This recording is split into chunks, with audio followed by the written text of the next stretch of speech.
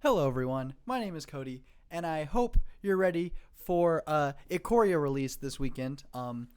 Today is the official paper release of Ikoria, and so I figured to celebrate that, I'm going to take this super sweet list that made the top 8 of a Pioneer Super Qualifier, I believe. It made top 8 of a big Pioneer online event, and take it through a Pioneer League.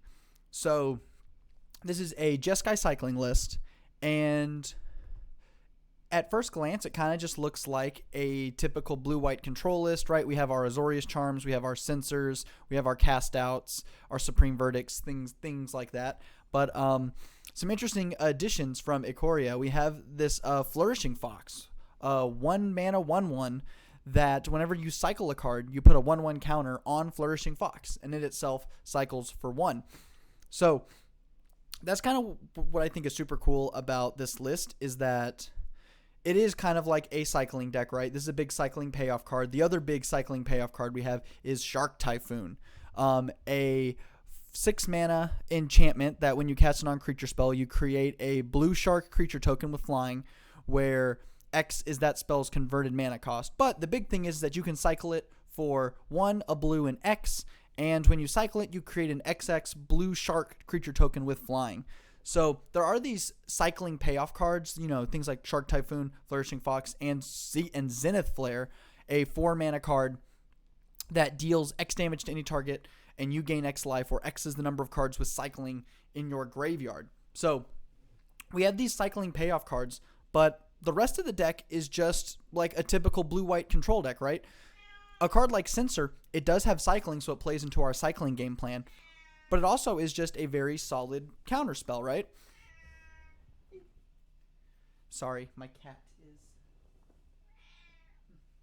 trying to get my attention. Yeah, right, so we have Censor, we have things like Neutralize, 3 mana counter spell, you can cycle it for 2, Cast Out. Like all of these cards are cards that have seen play in Pioneer in this type of deck beforehand, and they really synergize well with our Flourishing Fox, with our Zenith Flare, with our Shark Typhoons, right? So we're not compromising the integrity of this deck just to, make it a cycling deck. We are, it is very much kind of changing and creating a new deck entirely. So this plays very much like blue-white control, but we are able to apply a lot of pressure. Some of the problems with blue-white control in the past is just that, right? For the most part, you're countering things, you're controlling the board, but you don't really have a quick way to end the game. We can go turn 1 Flourishing Fox and then hold up interaction for the rest of the game. And if they get to a point where they're just making land drops, we can cycle our Censors, we can cycle our Cast Outs, we can cycle our Hieroglyphic Illuminations. That's going to get this Flourishing Fox really big and allow us to attack our opponent. So moving over here to the sideboard, we do have a companion. We have Zerda the Dawnwaker. It is our companion because each permanent card in our deck has an activated ability, right? So with Flourishing Fox, cycling is an activated ability.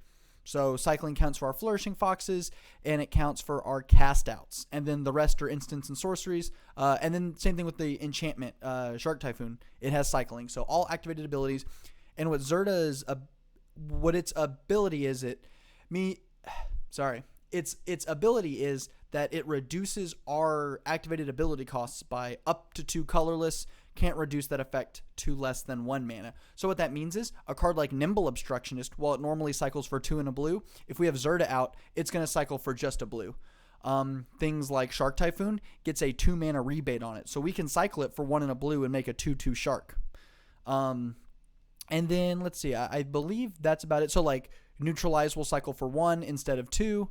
So Zerda can really do well in helping make our Shark Typhoons bigger, helping us hold up multiple forms of interaction, so we can cycle a Nimble Obstructionist to stifle a thing and also play an Azorius Charm. It can also just function as our win condition. We can just turn 3 or turn 4, play Zerda, and then hold up removal, and then just attack for 3 for 7 turns. Definitely a thing that we can do. The other creature we have in the sideboard is we have a Dream Trawler. Dream Trawler, a staple of blue-white control. So we'll probably be bringing this kind of card in against the aggressive decks, because if we can land a Dream Trawler against any aggro deck, the lifelink is just going to be game over. I don't see the Zerta burn deck that we've been, or sorry, the Luris burn deck that we've been playing here on stream being able to win through a Dream Trawler. We have a lot of removal. We have Glare of Heresy, exile a white permanent. So this is clearly for the Heliod combo deck. As well as there are a lot of the Yorion like controlling value decks, and most of those run a bunch of white permanents. So being able to just Glare Heresy, exile it for good, going to be really nice. Blessed Alliance is another card that's going to be for kind of the very aggressive matchups, things like auras, things like burn, even spirits that's still floating around. What this one does is it allows us to gain 4 life, untap up to 2 creatures, or making our opponent sacrifice an attacking creature. And that's going to be the mode that we're probably going to use the most. With SRAM Auras, they're going to build up a big old creature, and we're just going to make them sack it all. Or we're going to gain 4 life against Luris Burn, which is going to give us enough time to make a comeback from there. 2 additional Supreme Verdicts. We have 2 main, 2 side. Don't think I need to explain why Supreme Verdict is really great in our deck that runs 4 creatures main deck and has 1 in the sideboard. We have some more counter magic. We have 3 Dovin's Vetoes. Really nice for any mirror match that we might play. Not so much the cycling version, but if we play against another blue-white control deck, going to be great for that. Going to be great because a deck like Spirits is going to be wanting to bring in a bunch of Mystical Disputes for us. So being able to Dovin's Veto their Mystical Dispute or countering their spell that can't be countered is going to be really nice. Which, speaking of, we have 1 Mystical Dispute ourselves. The blue decks have kind of waned a little bit at the beginning of the format. You know, things like Sultai Delirium, the Sultai Delirium, Sultai midrange deck. Blue-white control was really big. Spirits was huge. Like, you were pretty much like packing 4 Mystical Disputes in your sideboard. A lot of those decks have kind of waned in favor of these creature aggro decks. So Mystical Dispute not quite as good, but we are going to keep 1 in our sideboard. And then finally, we have a Narset Parter of Veils. This is going to be great for the Lotus Breach matchup, any matchup where they're going to be trying to draw a whole bunch of extra cards. And this also conveniently helps dig us into more of our removal as well. Don't think I need to argue why Narset is good. So I guess the bigger question is, why bother playing this deck at all? One, I just kind of want to do it. Got a bunch of Ikoria cards in them between our Foxes, our Neutralize, our Shark Typhoon, Zenith Flare, Zerta. Like, I really want to play these Ikoria cards. And second is there's a lot of combo decks running around. We definitely have the Inverter of Truth deck making a comeback in a big way. Same thing with Lotus Breach. They really beat up on those mid-range value plans. So this does well against the combo decks. It also does a decent job against all of the mid-range grind decks. Like, we have the ability to apply pressure early, things like that. So that's going to be helpful for us as well. Hello, thank you for the follow. Hold on, let me get a better view of that name so I can read it. Sorry, my companion app on my phone is not doing its job properly. But so that's kind of the other reason why we are going to be playing this deck. Kashi666, thank you so much for the follow. I really appreciate it. Thank you. So that's kind of a little bit of the deck tech over here in the sideboard. The big things that we have is we're running a playset of Irrigated Farmland and 2 of the Jeskai Triomes. So that is going to be what we are going to be playing to help fuel this cycling theme with our Flourishing Foxes. And with Zerta, both the Triome and the Farmland are going to cycle for 1. We have a playset of Hollowed Fountain, a playset of Sulphur Falls, we have 3 Clifftop Retreats, so some check lands and some shock lands in here. We also have a singular Castle Vantris. A big thing to note is that Zerta is going to interact very well with our Castle Vantris. So if we have Zerta out, Castle Vantris is going to be able to scry 2 for only 2 blue mana. So already people were running Castle Vantris because that's a really great rate. And if we can activate it for 2 mana, that's going to be huge. It's going to be really huge for us. I really think that these castles work great with Zerta. And if I was to make any change to the deck, I'd honestly want to maybe replace a Plains with Castle Ardenvale, the one that makes a 1/1 human. Because once again, just being able to do that for 2 mana is going to be really great. Really, really nice. So with that being said, we have a league up and we are going to be jumping into it.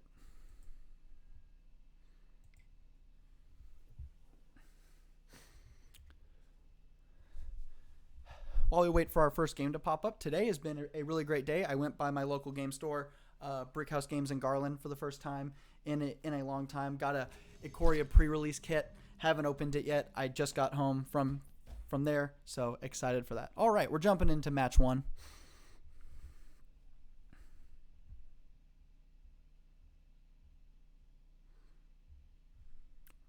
We're not joining the match. What's going on here? Oh, we're waiting for our opponent to join the match. Got it. Well, okay, so our opponent did not join, so we're going to have to wait for another match. Now, normally I'm not a big control player. I really like the tribal tempo-based decks, things like Merfolk and Modern, Spirits and Pioneer, and even Goblins in Legacy. So this is a little bit out of my element, but I have been playing the Cycling Deck in Standard on Magic Arena, so hopefully I can apply some of the things I've learned over there to this deck. Again, waiting for our opponent. Because fortunately, I think I have a pretty good pulse on like the Pioneer meta. I've been playing a lot of Pioneer. So hopefully we can use that, even though I'm not really what I would call a control player. All right, we are going to reveal this Zerda. I'm excited for our opponent to be like, oh no, a Zerda. Because there's not a whole lot of Zerda decks. Most of the companions are Lurrus of the Dream Den and Yorion. So this could be any number of things. That's the problem, right? Most of the time, these companion decks, they reveal their companion. You can kind of figure out what deck they are. Not with Lurrus and Yorion. It's like, could be any one of these 5 decks. This seems fine. Like, we have some interaction. We have 2 lands. I know with this deck, we're going to want to be curving out. Like, we're going to want to be getting to 3 and 4 and 5 mana. Oh, nice. Janky Mono Black Rogue Tribal. I like it. I think we're going to keep it. We are on the draw, and we'll have like 3 turns to draw another land, which in our deck should not be an issue. Favorite Hoplite. Okay, so we are up against the the Boros Heroic deck. So they're going to be playing a bunch of things to get counters. We're not going to be able to cast anything, so we're going to do this Hollowed Fountain tapped, and then we're just going to pass the turn.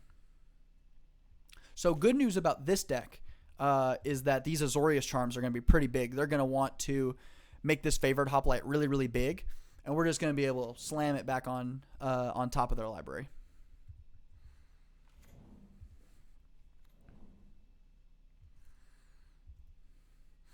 Although they are coming out really fast.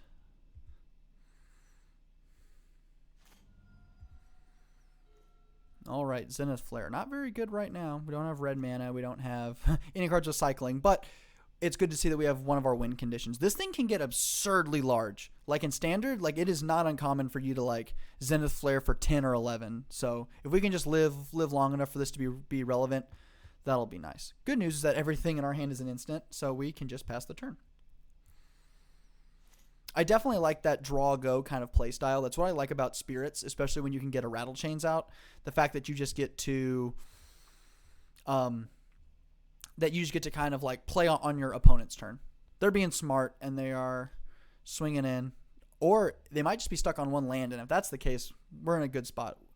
We are going to Azorius Charm, although we might be walking into a God's Willing.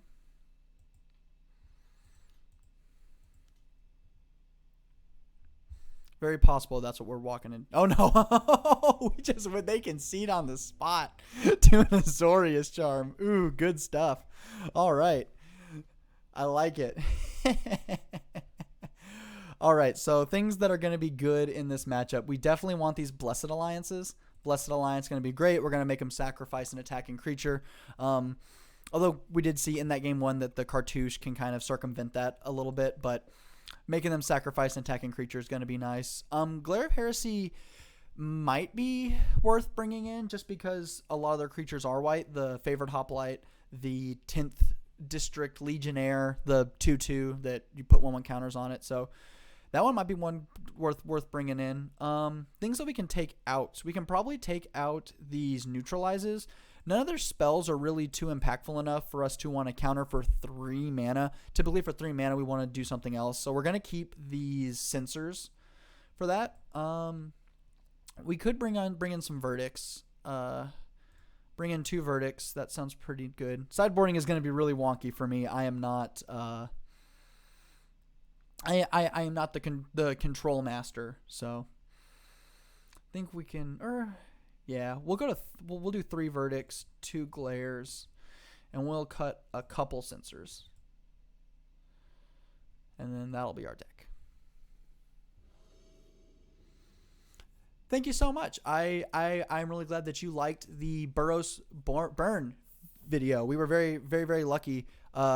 If you're talking about the Pioneer one, that first one we were able to go 5-0, which was really nice. Even the Modern one, we didn't do super well, but I think it was a very good league and kind of showed the strengths and weaknesses of Burn in Modern. So very glad that you liked it, and I really appreciate the compliment. Thank you so much. We have to mulligan this 1 land. Or no, we have the Triumph. Does the Triumph make this playable? We have 2 Foxes, and we got lots of removal, so we'll keep it. That could be a mistake, and if any control player is watching. A Godless Shrine. I bet that means we can... I don't know what that means. All right, more lands. Do we want to shock to play this Fox? Maybe I do want to shock to play this. No. The Triumph always comes in tapped, so we could go Hollowed Fountain, play a Fox, turn 2, hold up an Azorius Charm, or Glare of Heresy. Yeah, I think that's what we want to do. We'll shock it in. Play a Fox. That's the whole point of playing the Fox, right? That we get to slam it down turn 1 and then just hold up interaction the rest of the game. Let's see if we can get lucky and get them to really overcommit to this favorite hoplite. Oh, I don't think that this is the Boros deck. I think this is the Saram Aura's deck that's just running a favorite hoplite, because all that glitters is not something you see in the like prowess heroic strategy. Huh. That's interesting. Draw a card. All right, I think we are just going to main phase 1, Glare of Heresy this. They're tapped out. And good news is that this exile effect is going to be getting around Luris. They're not going to be able to get that back. And then we're going to get in there for 1.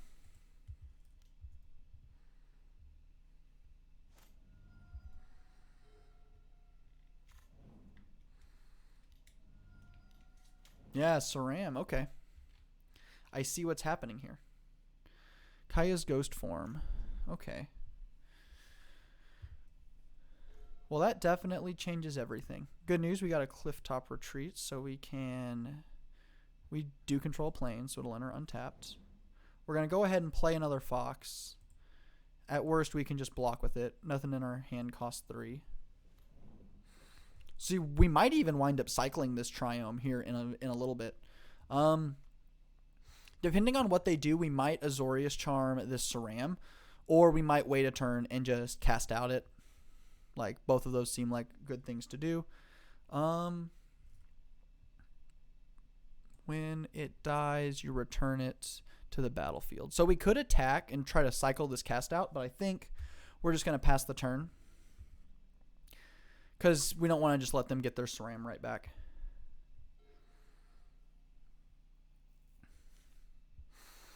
Ascent. Okay, so they are going to really commit to this SRAM, which is fine. We are fine with them overcommitting onto this SRAM. Now, Hateful Eidolon's an interesting one, because when they play that, now if we... Oh, no, because it's not dying. It is going back on top of their library. Okay, we're fine with them casting that. Go to combat. Swing in.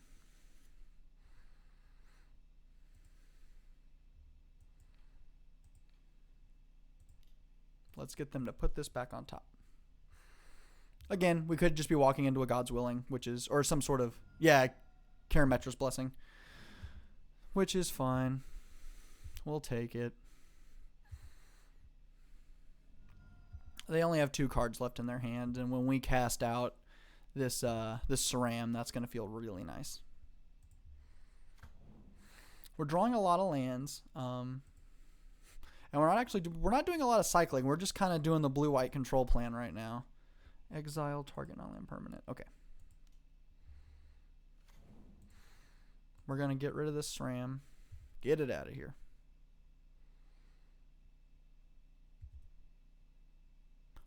Oh, is that how that works? Huh. When it dies or is put into exile. I didn't even see that. Oh, no. That's no good. That is no good at all. Oh, man. That's embarrassing that we just walked into that. Reading the card explains the card. I guess the one good thing is that we got all those enchantments off. Although they're just going to get them right back with Luris. Yep.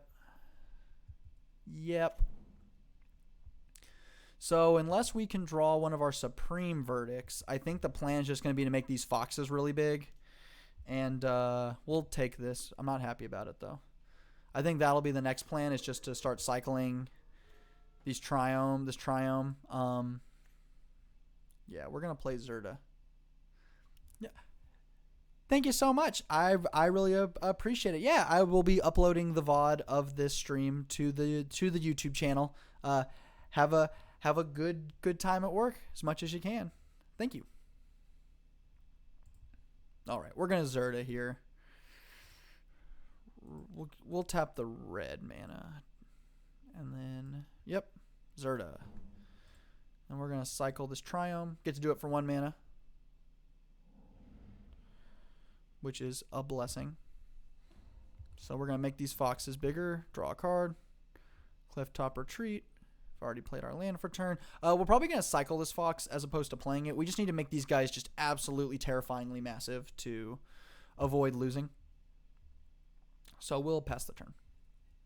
We're not attacking.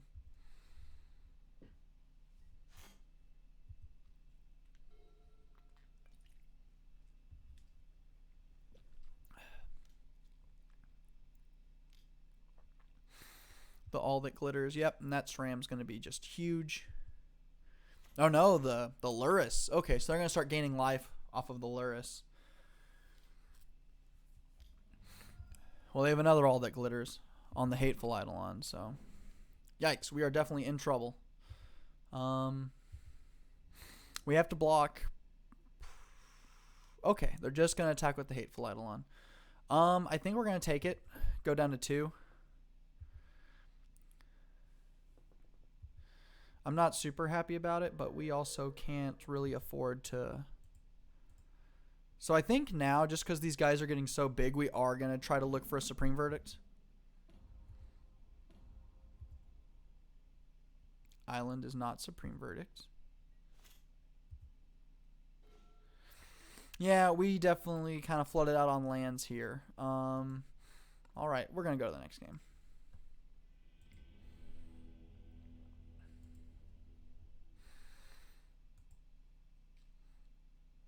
I feel good about our sideboarding, bringing in another Verdict and bringing in those Glare of Heresies. Knowing what they're on now. Lantern, hello, welcome.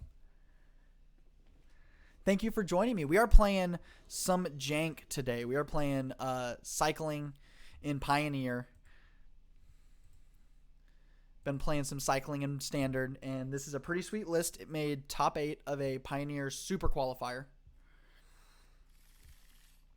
We're going to see, boy, we get to, well, we don't get to turn 1 Fox because of our tap lands, but we have to be able to answer their things, and I don't think we really have the answers. I guess the other thing is we could just play a Flourishing Fox and then start cycling and hope to keep our things bigger than theirs, but I think we need a little bit more interaction than this. This is, we got a Supreme Verdict. That's the one thing we have. I think we're going to keep it just on the fact that we have a Verdict, and that might be really good. We'll keep it. I want to keep all of our lands, so I want to put the Zenith Flare on the bottom, especially because that's not getting anywhere anytime soon. Draw a card. Not draw a card. I think we're going to start off with the Hollowed Fountain tapped. The reason being is I want to keep these other guys so we can cycle through them if we need to. Like if we just draw lands the next couple of turns, us getting to some better form of interaction is going to be pretty important. So we're going to definitely play these two last. Cast out. Okay. We'll play the Triumph because we definitely want 3 mana. We want all 3 colors. Pardon me. This will give us all 3 colors, and it will also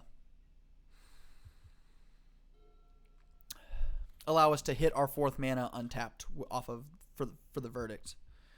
Because if we played that last, we might not be able to cast our Verdict on turn 4. Azorius Charm is a good one, so we'll play this Sulphur Falls. Now here's the question: how many other creatures do I think they have? If they just have all auras, then just going like Azorius Charm or Cast Out might just be enough.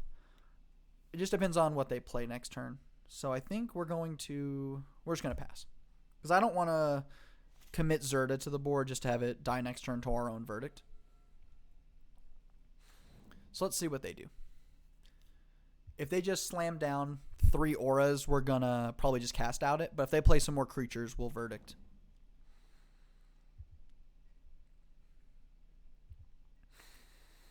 Attacking for 3. Now this is the weird thing. They have 6 cards in hand. There is no way that they don't have something. Like I'm sniffing out some kind of interaction. Like they want us to Azorius Charm right now. So we're gonna not do anything. We're gonna let them deal us 3.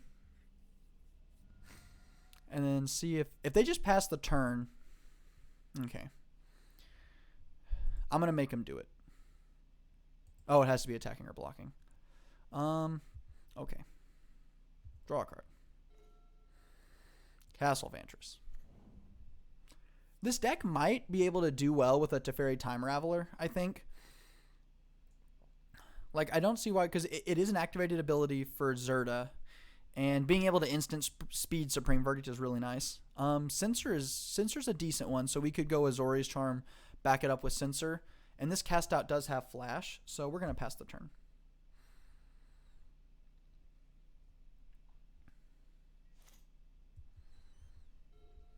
Let's see what they do. They're definitely playing smart. They're trying to make us They're trying to make us like commit a bunch of resources to killing one creature. So that's definitely how we lose the game. Uh-oh. We have a... Alright. They are wanting to move to attack, which we are fine with. Swinging for 6. We're going to Azorius Charm it back on top. We're going to go white and blue.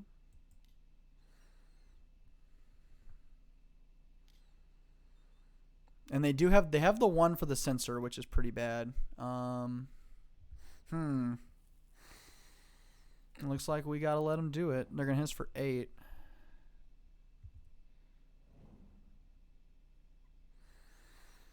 I think we're going to have to take it. Does this give Indestructible? It does. So the Karametra's Blessing does give Indestructible. So let's see. Hollowed Fountain. All right, I guess we're gonna go in with this Cast Out. We're gonna see if they have another Karametra's Blessing. That's probably just the game.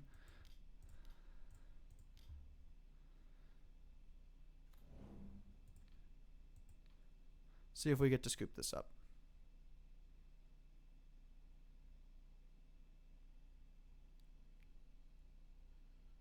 Oh no! Oh, they're paying costs. Another Karametra's Blessing. Gross. All right, so this is an 8/8. So let's see. We'll play this Hollowed Fountain tapped. We'll see if we get one more turn. They play... Oh, no, it's a 6/6. Well, yeah, all that glitters makes it like a billion. 11. Yep. All right, they got it.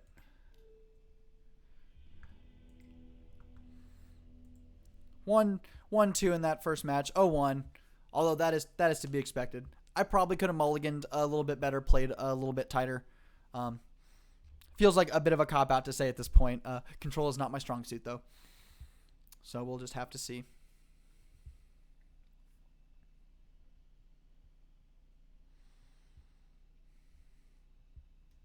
So that notification that had popped up here. A while back, I had bought tickets to go see there's a YouTuber that I'm really into, the Completionist.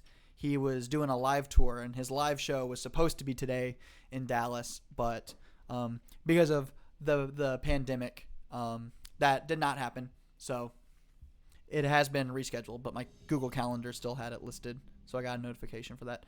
Is the Black White Auras deck tier 1? I sure think so.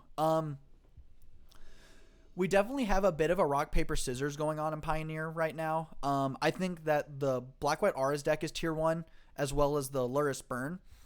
It's like, I think this is what tier 1 looks like in Pioneer. It is like you have the aggro decks, and I think the 2 tier 1 aggro decks are SRAM Auras and Luris Burn. Then you have the combo decks that are trying to go underneath those decks, things like Lotus Breach and Demeter Inverter. And then there's kind of like these mid-range decks. There is like the like Yorion builds, the like Yorion control decks, things like that. So it kind of like that bit of a rock, paper, scissors going on. But yes, I definitely think, long and short of it, SRAM Auras is tier 1. All right, we're up against a Yorion deck, speaking of. We have 2 lands. We don't have white on turn 1. But we do get to have a sensor on turn 2. I do want to mulligan this, though. We just can't really... This is even worse. We have no blue mana.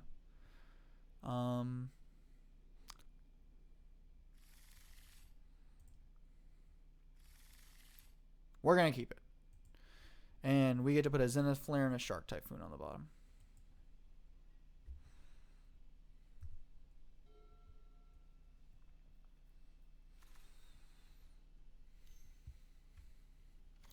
Okay, so we are up against the Heliod combo deck, most likely, the like blue Devotion. Cast out's going to be pretty decent for that matchup. So we're going to start off with Irrigated Farmland. That's going to turn on both our castle and our Clifftop Retreat, and then we'll pass the turn.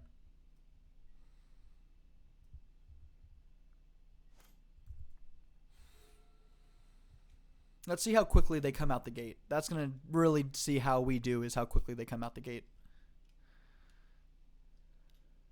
Another Thraben Inspector.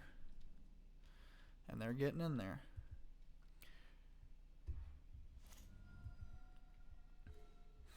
Another Sensor. So we'll play this Clifftop Retreat. No, we'll play the Castle Vantress. Because I think what we want to do is, since we weren't able to turn 1 Fox, I think the plan is going to be for us to kind of hide that we're not just blue-white control. Kind of like make them think, oh, this is just stock blue-white control. Why is Zerda in the deck, as opposed to them knowing, oh, this is a Jeskai, like something else deck. Lantern, thank you for following. I really appreciate it. Thank you so much. All right, and they're being smart. They're just going to combat. Hitting us for 2. And we're taking it. Ouch. They're shocking that in. That means they're tapping out. Excellent. We are going to censor this immediately. Yeah, that Gideon in the trials. We do not want that. Get that out of here.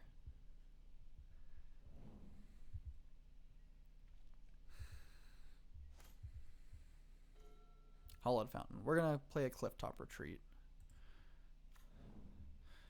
Now, we aren't really getting to do the cycling thing of this deck too much, just because, like, we need to, like, our interaction is pretty good. This Shark Typhoon is going to be pretty big here in a minute.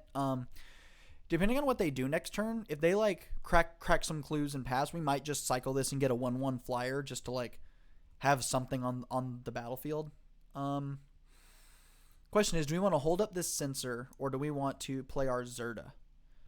I want to play the Zerda. Zerda is going to be able to block these Thraben Inspectors pretty nicely, and there's not enough on the board to warrant us playing Supreme Verdict if we draw it next turn. I think our single target removal is going to be a little bit better.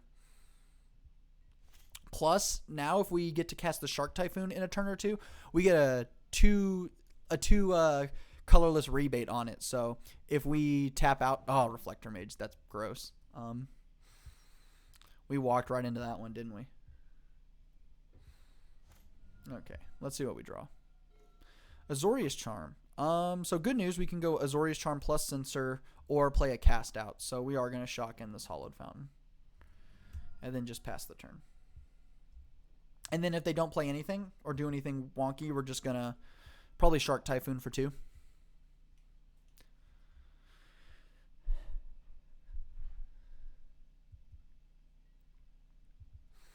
Although I don't know quite what we're wanting to Azorius Charm. Like, we don't want to put this Reflector Mage back in their hand.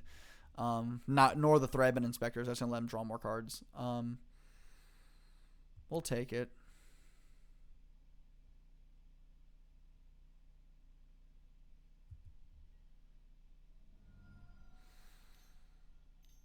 All right.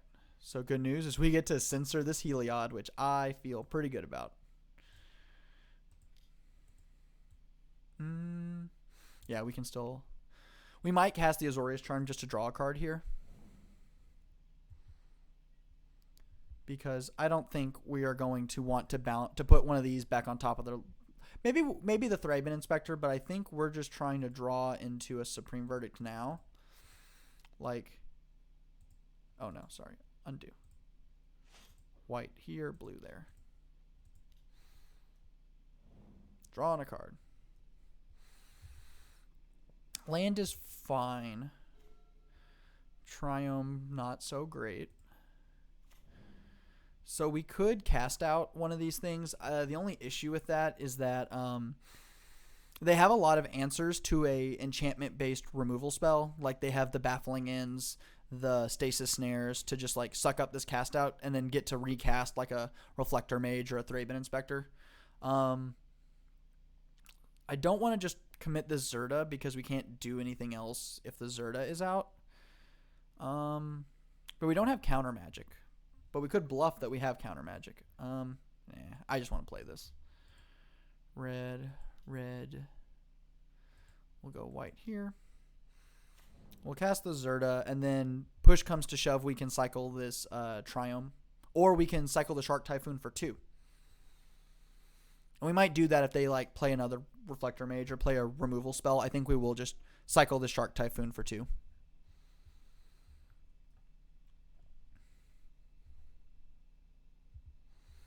They're going to combat. How are they going to attack? Yeah, it does seem behoove of them to just like start swinging in. Before we go to blocks, we are definitely just going to cycle the Shark Typhoon. X is currently... Okay, so we already have an X of 1, right? So we're going to do blue. And we're going to pay 1 more. X is 2. Done.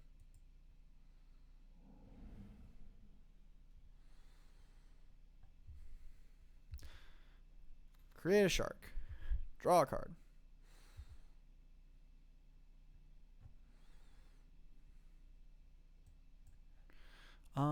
Yep, we're gonna go to blocks. See, the good news about this Zenith Flare is it doesn't care that if we cycled it, they just have to be in our graveyard. So we're gonna block the Reflector Mage with Zerta, block a 1/2 with the shark. There might be a chance we're walking into some sort of combat trick. Do I think anything should be banned in Pioneer? I'm not sure. There's an argument that like, okay, they're just playing this Heliod. I don't know. Like, I think the companion gameplay is decently fun. Like, I like that Lurrus Burn is doing pretty well. I like that, like, these 80 card decks I think are really neat. But I do agree with the notion that, like, it's companion or bust. You know, that, like, I love Spirits. I want Spirits to be, like, super tier 1, really, really great. And right now I think, like, Spirits is, like, tier 2. Like, it's still competitive, but, like, because Spirits doesn't have a good companion, like, yes, they can run Gigantha for free, but it's like, just the fact that there's like a lot of these decks that have been around for a little bit are being hated out of the format because they can't capitalize on a companion like other decks are. So, like, I think the gameplay is pretty fun with the companions, but the fact that, like, a lot of people who have these decks that just aren't playable anymore. Censor is fine. Good news, everything is at instant speed. So we're going to go to attack. And we get to attack with a flying shark. Do we want to attack with Zerta? I feel like the more time we give them, the worse off we're going to be. But, like, if they just get to attack for 6 next turn, that's going to be pretty bad. But good news is, Cast Out gets to deal with that Heliod. So, yeah, we'll just swing in.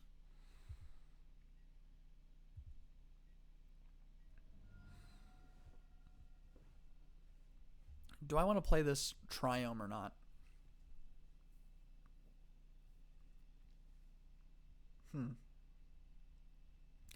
I don't think I do. I think I want to keep it to try to cycle it.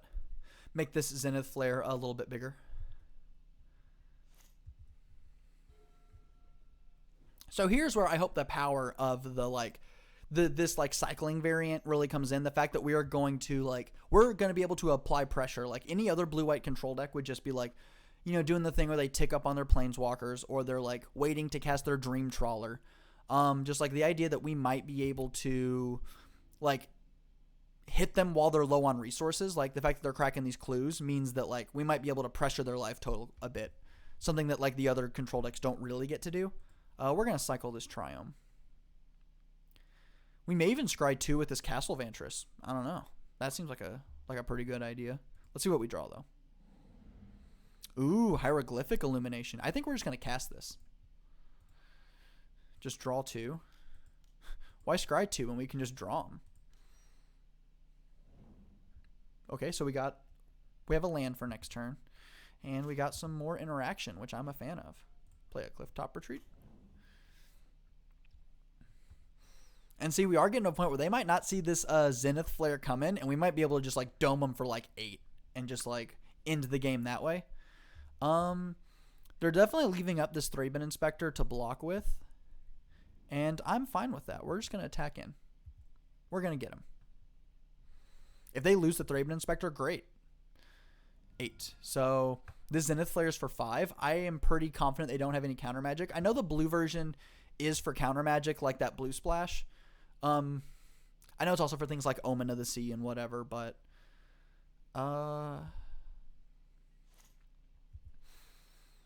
so we might wait until we're positive that Zenith Flare is going to be lethal before we cast it. Daxos. We could censor it, but then they're just going to pay the 1. We'll let Daxos resolve.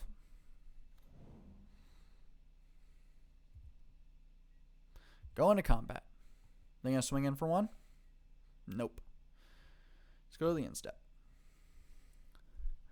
I think we're gonna cycle this Censor because I want to I want to get this Zenith Flare to deal 8 next turn. Yeah, we'll cycle the Censor. We're gonna cycle the Flourishing Fox.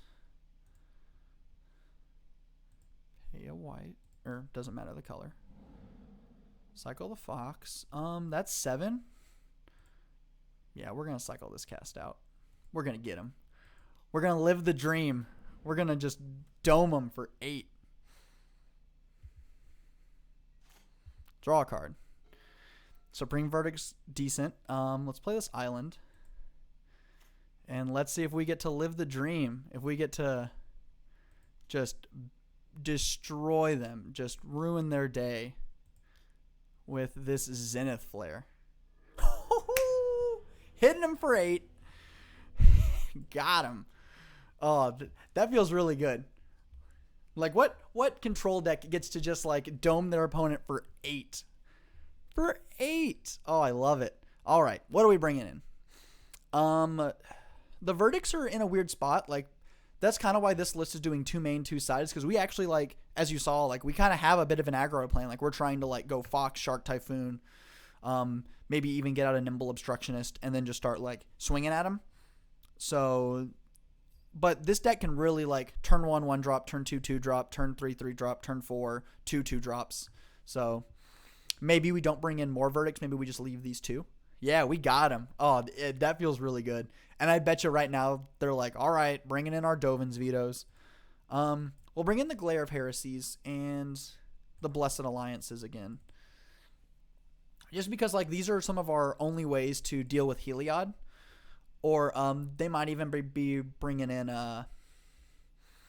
like some other pretty big attackers. So this is going to be good for that. Azorius Charm is pretty okay. Like, we're mostly using it to draw a card. We're never using the lifelink mode.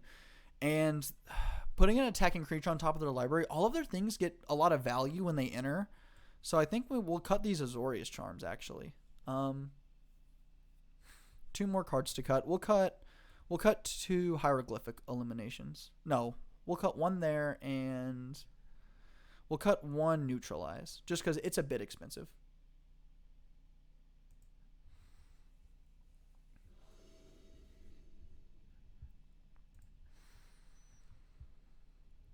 All right.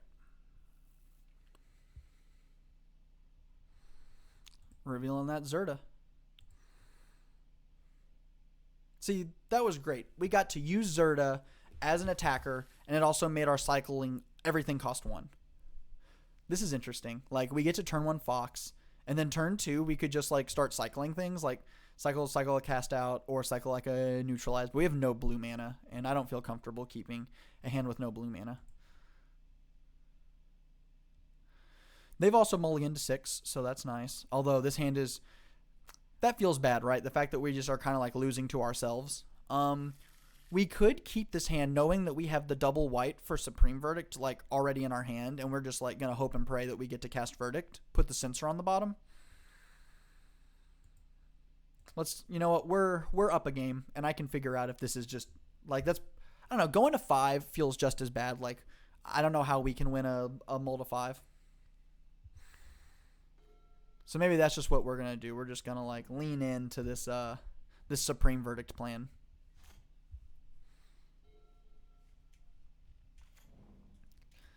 Although we need to draw some lands, and we need to draw them pretty quick.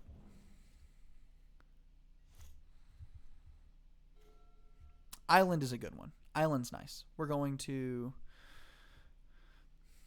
Well, we don't really get to do anything with that island, so we're just going to go ahead and play this Clifftop Retreat. We're going to go ahead and play the Fox, just to like soak up a block maybe, or maybe get them to commit some removal to it. Like, maybe they'll be scared of the Fox because of how they can tell that we're a little bit of a cycling deck. Okay, Heliod's pretty bad for us. Exile target non-land permanent. So we can cast out the Heliod. Which we might even do that. We might just get to 4 mana, and depending on what else they play, we might just cast out the Heliod and then like use this Fox to kind of soak some of that up. I think we're going to play this island. I kind of want to cycle this irrigated farmland to like make this Flourishing Fox a little bit bigger, but I also know that like that makes it where we just cannot cast Supreme Verdict at all. But we're going to do it, and I'm going to feel bad about it. Clifftop Retreat. So we still get to cast a Verdict, and although not on time because we don't control a mountain or a plains. Let's just get in there. Let's attack them for 2.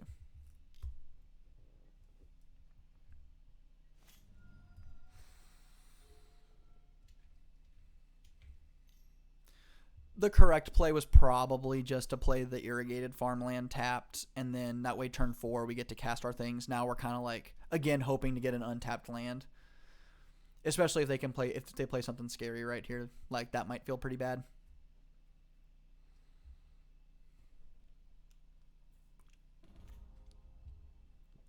Ooh, getting into the trials. That's pretty bad.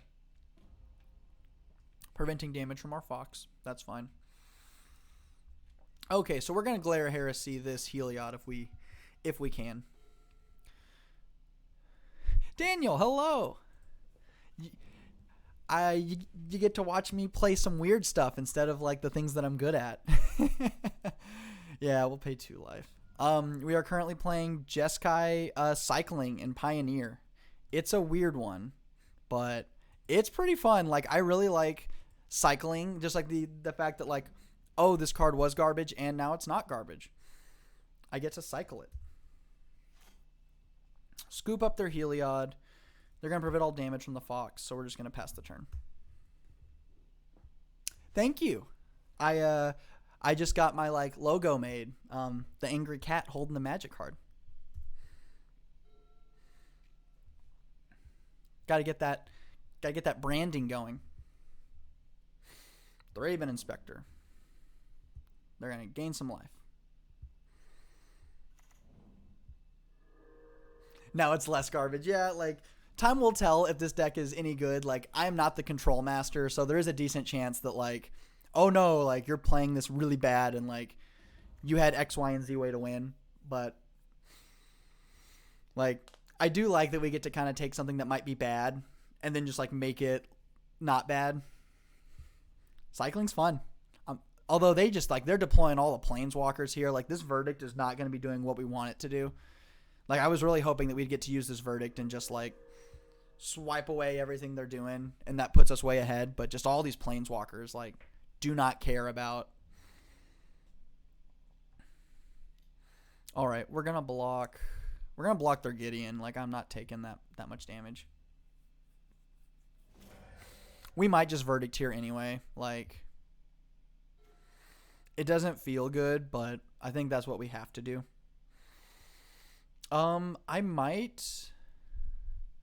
We might need to swipe up this Gideon first. Let's see, do we even have the ability to do that? What does this become? Becomes a 4/4, 4, 5, 6, 7, 8. Yeah, we gotta cast this Verdict. We'll do the Hollowed Fountain tapped after that. White, blue, colorless. Vert them away. Play Hollowed Fountain tapped, pass the turn. So we do get to... Oh no, they just kill us, right? Oh no, okay. This doesn't become a creature. Yes, it does. Never mind. All right, I think we just still lose. That's okay, though. That's okay. We got a game 3 that we get to go to. Yep. So for those of you just joining me, we are playing some Jeskai Cycling in Pioneer to celebrate the paper release of Ikoria. We lost round 1 against the Saram Aras deck, and we are in round 2. We're up against the Heliod deck. How do we feel about our sideboarding? We didn't see a ton of our sideboard cards, so maybe this Azorius Charm is better than I want it, or than I think it is. There might be an argument that we just bring in these Dovin's Vetoes and take out the neutralizes. Because we don't really get... Yeah, we don't have time to, like, cycle these counter spells. Like, we need to just, like, counter their things. So we're going to bring in these Dovin's Vetoes. I would like to play first.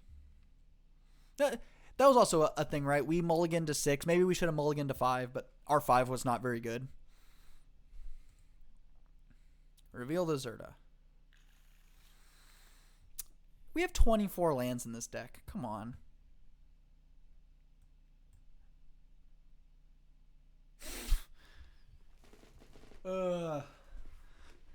I try not to get salty, but, like, come on. We have 24 lands, and you're telling me we can't draw a 2-land hand? Versus, oh, I'm going to play Burn, and it has 19 lands. We're going to draw 5. Like, come on. Why you got to do this to me? We're going to keep it. I guess we're going to put... What, do I, like, keep all my lands and just, like, again, hope for a Supreme Verdict? But I think we got to do Hollow Fountain, put the Shark Typhoon on the bottom. Like, we need to have our interaction. Hollow Fountain tapped. Pass turn. I think we, depending on what they wind up doing, like, we're going to hold up Counter Magic next turn. And then we might just slam down our Zerda turn 3 and then just hope that we keep drawing, running interaction. So Island, pass turn. Although we need to be scared of their turn 3, right? Their turn 3 is when they play like Heliod. That's when they play like a Planeswalker. Especially if they play nothing right now. Yeah, we're not going to cast Zerda because we don't want to walk into like us tapping out for them to play something huge. I think we're going to do the Hollowed Fountain tapped. There's nothing in here that costs 3, and I don't really want a Shark Typhoon for 1. I really want to, like, wait until we can get out Zerda and Shark Typhoon for, like, at least 2 to 3. Like, us getting a 1/1, probably not going to be good enough. Cycling a farmland. So they kept a very land-heavy hand. If they're cycling. Or are they holding up Counter Magic? Because I know this deck does run some Dovin's Veto. See, Aren't we glad we didn't do that? We're countering this. We're countering this Teferi. Get that out of here. No, thank you. Because also Teferi just ends the game for us, right? If we can't counter what they're doing, like, why are we even playing this deck? Now is going to be a great time for us to just, like, we're slamming down Zerta. Like, we have no counter magic. The gates are open for us to get to freely go in without counter magic. So it's Zerta time. And who knows, maybe now they'll, like, tap out to play a Gideon ally of Zendikar. And if they do that, like, we're going to be, like, sitting really pretty. Because then we get to Glare Heresy that Gideon. Like, and that's going to feel good. What do they got? What costs 3? Ooh, Teferi bounce our Zerta. Yep, okay.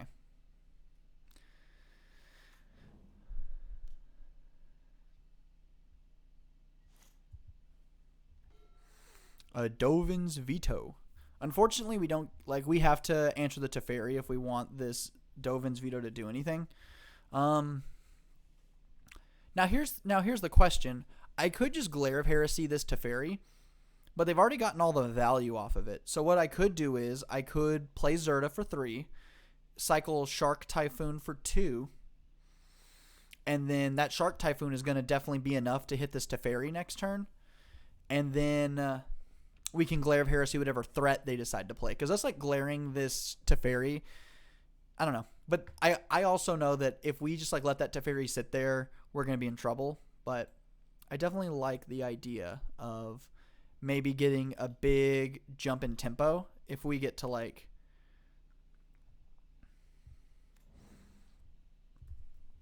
if we can like get them to think that their Teferi is fine. Because I guarantee you this Shark Typhoon is going to throw them off a little bit.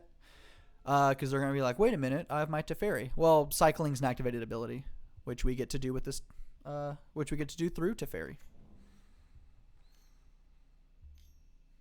What are they playing? Something scary, I know. Elspeth Conquers Death. Exile target permanent with converted mana cost 3 or greater. Okay. Sure. So they're going to target our Zerta, so we have to cycle now. X equals 2. We're going to... Haha. Bet you didn't see that one coming.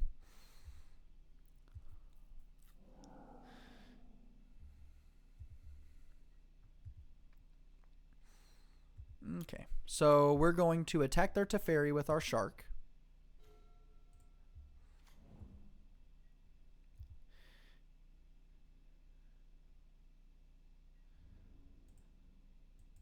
Attack that Teferi. Get it out of here. No thanks. Let's see. What does this Elspeth Conqueror's Death do? Makes our non-creature spells cost 2 more to cast. So next turn they kind of get to get a freebie to play things. And then they get to return a creature or planeswalker from the graveyard to the battlefield. That includes these Teferis that we've been working so hard to kill. So we're going to Glare Heresy this Elspeth Conqueror's Death. I don't want them getting any more value off of that. No thanks. Get out of here. Now we'll get to hold up this Dovin's Veto if they play something scary that's a non-creature spell, or we'll cycle a cast out. Or we might even cast the cast out. Who knows? Yeah, we get that Teferi out of here. No room for Teferi here. 3 fairy. That's how many they're going to have in the graveyard by the end of this game. A Reflector Mage. Oh no, they get to bounce our Shark. Oh, well that's no good. Yep, Shark's in our hand. Yeah, that's what I'm saying. We're supposed to be the blue-white control deck. They're being the blue-white control deck. Charming. Oh, they're gonna flicker the Reflector Mage. Is Reflector Mage just a creature? Yeah. What are they choosing? Scry 2. That's fine. So we do need to be concerned about this Yorion. Like they are getting to Yorion time. So we may want to like what we do with this cast out is going to be very dependent on that. What is Yorion? Any other non-land permanents they own and control. So, like, if that Yorion comes down, we're pretty sunk. But I kind of want to cycle this cast out just because, like, we need something. I think we're going to pass the turn, though. We have we're still at 20. We still have time to kind of hope we draw something better. We're going to pass. Good news about, like, just about everything in our deck is at instant speed. So even if we do decide to cycle this cast out, it's going to be no big deal. They're going to attack. I'm expecting a Yorion to come down right now. That's what I'm expecting. They have 5 mana. We'll take it. No biggie.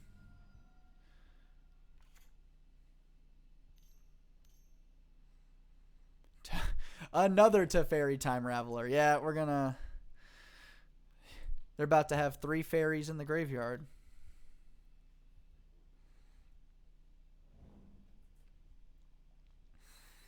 No space for Teferi here. I still want to hang on to this cast out. Like, if they play Yorion, we're going to want to cast out it. Although if we just keep hitting these lands, that's not going to be very good for us. We'll give it one more turn, and if they don't like play this Yorion, we're just going to cycle the cast out and hope we can get a Supreme Verdict. How is it in an 80-card deck, they have 3 Teferis in the top 20? I smell shenanigans going on here.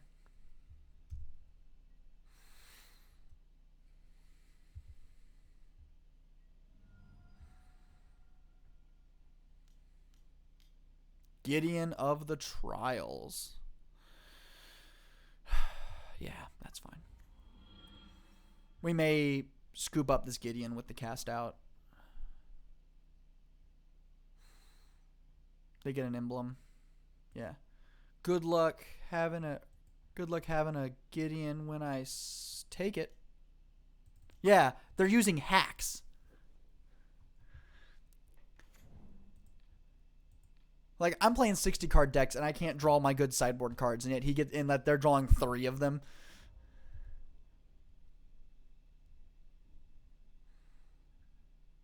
Yeah, you get an emblem.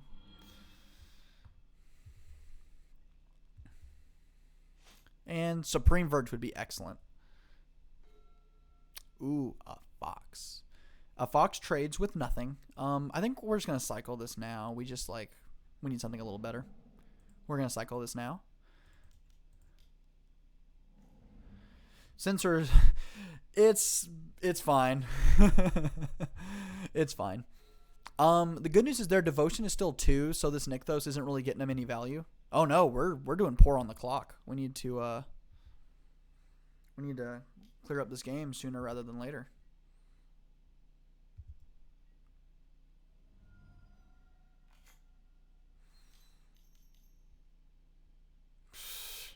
Sure. We are quickly, this game is quickly slipping away from us. Very quickly. Oh, we're gonna gotcha them with this sensor. I'm ready. No?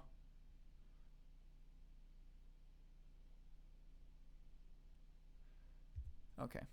They're just gonna pass. We'll hang on to the sensor just in case. Blessed Alliance. That's a good one. We're gonna escalate and we're gonna do all the modes. We're not gonna untap 2 creatures though. We're gonna do all the other modes. And then we're gonna have counter backup for it.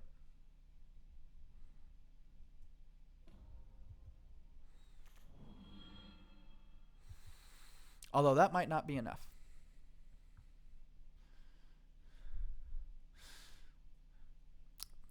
Imagine if this was a Settle the Wreckage. That'd be really good. Escalate 2 modes. We're going to gain 4, and we are going to make them sack a creature. Oh, target player gains 4 life as us. Sacrifices an attacking creature. Get out of here. No, thank you.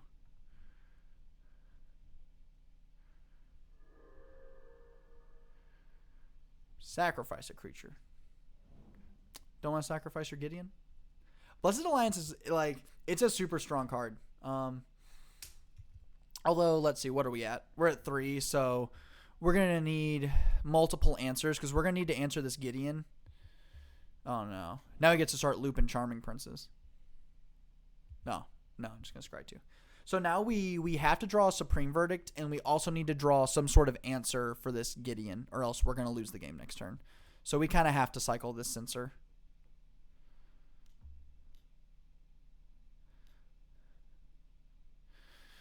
Uh-oh. Although they have no card. Although it's one of those things we have 4 minutes left on the clock, and I know that I've been kind of chatting when I should be playing, and I've been yeah. So we'll see if it even matters if we draw what we need. Is that going to be a Yorian? Yeah. So we got to get a good old Supreme Verdict right now.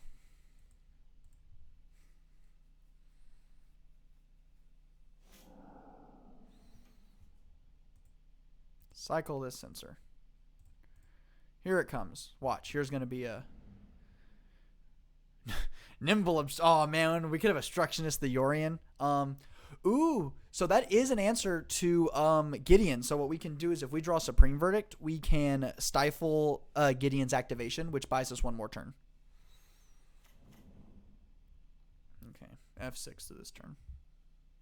So that is an answer to Gideon. We just have to we have to draw Supreme Verdict, and if we don't, we're just gonna have to cycle this Nimble Obstructionist and hope for a Supreme Verdict because we cannot win otherwise.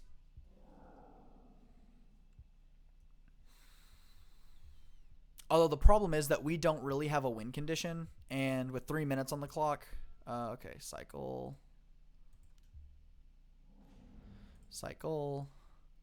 It's Hunt for a Verdict. Blessed Alliance. Sure. Does that make him sacrifice a creature, gaining 4 life? Oh, no. They get to do this nonsense where they bounce and blink everything a billion times. Yikes. Okay. What you got for me?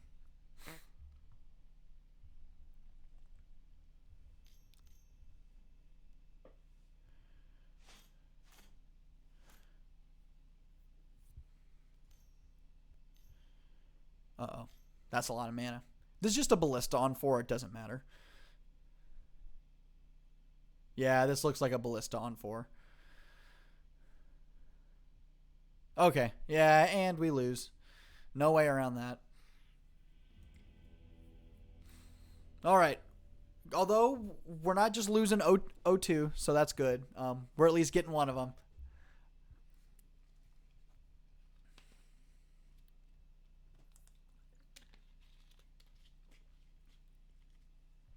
So going into round 3, not the best. We're sitting 0-2, but what you gonna do?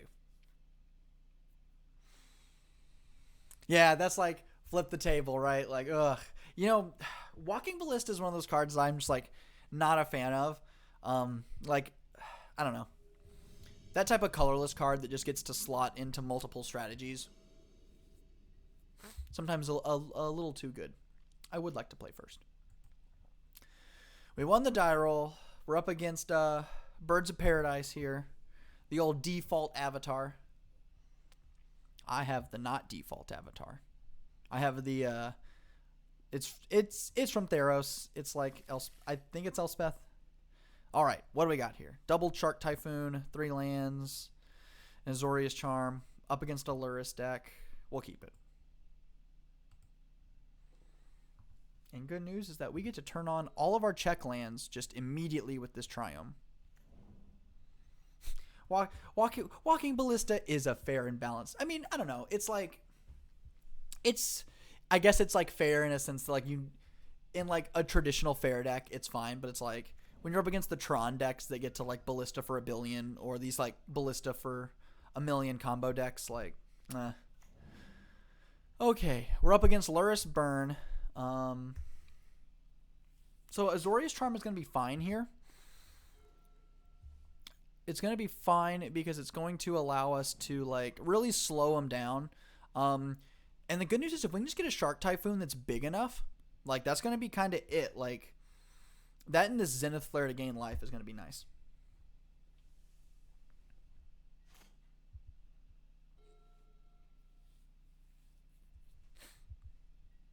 Go into combat. They're attacking.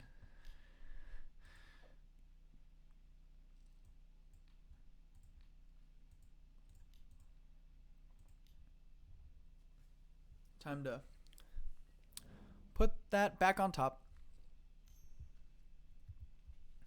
Soulscar Mage, and that's it.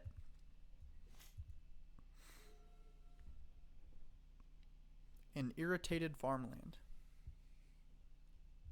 We're gonna play Hollowed Fountain tapped and then pass the turn.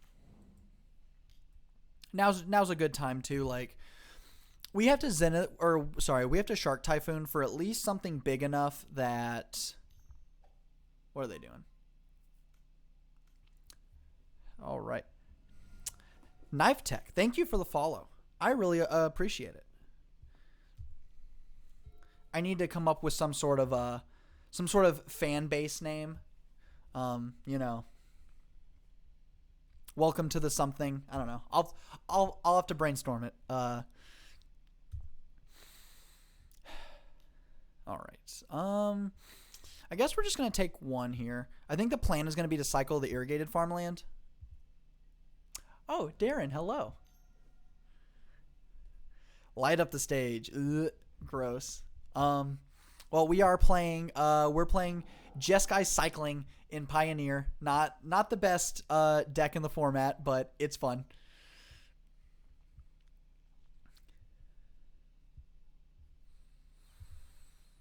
Casting another light up the stage. See, but this is a deck where if we lose to it, it's like fine, right? Because this is like the deck that I would normally play, right? If the deck I normally play loses to some jank, then it's bad, right? We're going to cycle the farmland. Nimble Obstructionist is actually going to be fine. Maybe we get to use the like cycle to stifle a thing. I don't know what we'll be stifling though. Ooh, Cast Out's going to be nice. We're going to cast out Luris whenever they play that because we don't want... That's how we lose, right? Supreme Verdict means nothing if they just get to play this Luris.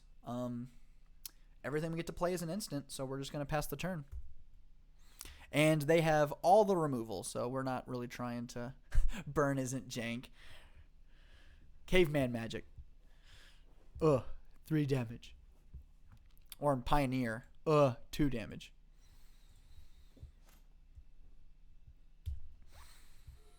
So it's like, even if we like Shark Typhoon for 2 here, it's like they just get to kill it immediately.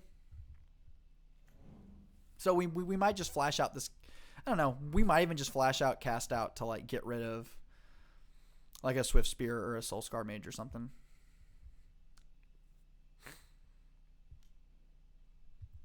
Yep. No blocks. Maybe we can get them to click through their... No. Okay. They're going to Wild Slash us. Yep. And they're probably going to shock us just like for the sake of this prowess damage. And then we're going to cast out. Probably, we're going to definitely take the Soulscar Mage.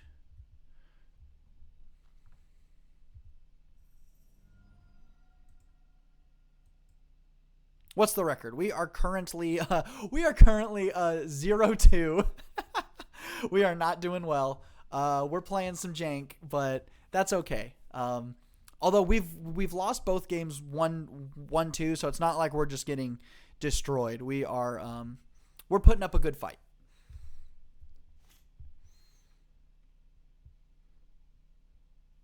How's the deck? Like, it is fun. Like, I really like the cycling deck. Like, I love cycling, and I like the cycling synergies. Like, Zenith Flare is awesome. Shark Typhoon's pretty cool. And, like, all of the cycling cards that we're playing are just good, right? They're just good blue-white control cards. They're not, like, these bad cycling ones. Sharknado, man. We might... Let's see. What can we do here? 1, 2, 3, 4. I think we're going to play Zerda. And then we'll cycle the Shark Typhoon once. If they go to remove Zerda. Or the fact that we have 2, we might just cycle it anyway. Do I play Arena much? I have been since I've been at home doing nothing. Or, you know, working hard or hardly working. Since I've been home, I've been playing a lot more Arena. I did a couple drafts. And I was able to, even in like the... what's the word they're using? The premium drafts, the one where you're drafting against real people. I've been able to draft the cycling deck a couple times, and that just kind of like gave me the cards to play cycling and standard, and that's what. Then I saw this list, and I'm like, yeah, we're gonna play cycling and Pioneer. Oh, thank you. Well, that is a code. I will be sure to. If someone in the chat doesn't snap it up first, I will be sure to here in a little bit. They're coming in. Here's what we're going to do. We are going to cycle this Shark Typhoon. And I appreciate you sharing those arena codes. That way, even if they in response kill our Zerta, who cares? We're getting a Shark Typhoon.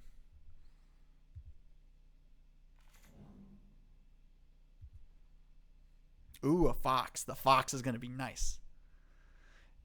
Please do. Please. You guys can get first dibs on codes because I bought a pre-release kit, so I'm going to be getting 6. Wild Slash on the Shark.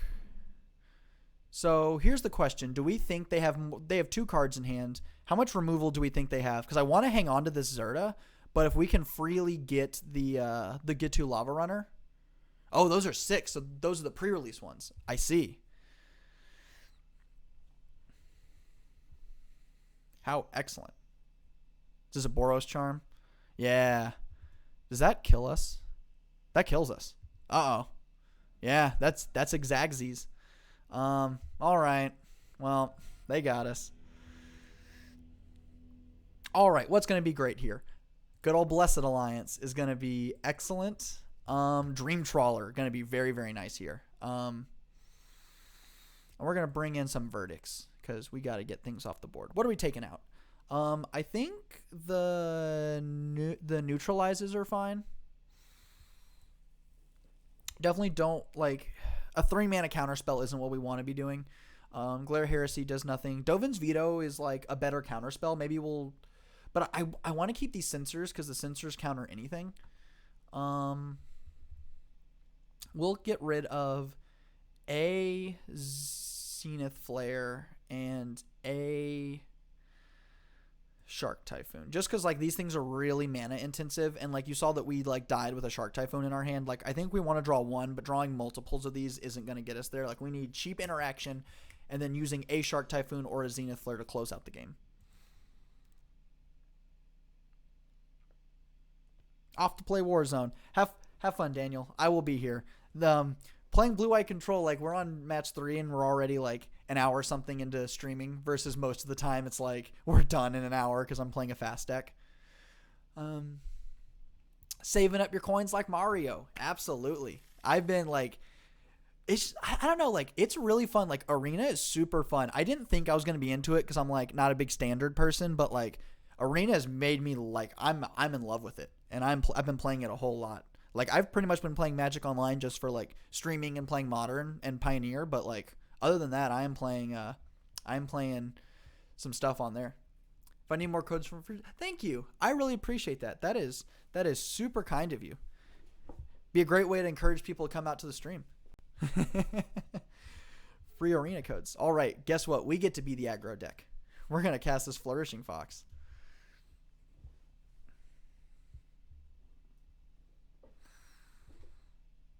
And what I'm going to want to do is I'm going to want to save this Blessed Alliance for when we can escalate and do both modes.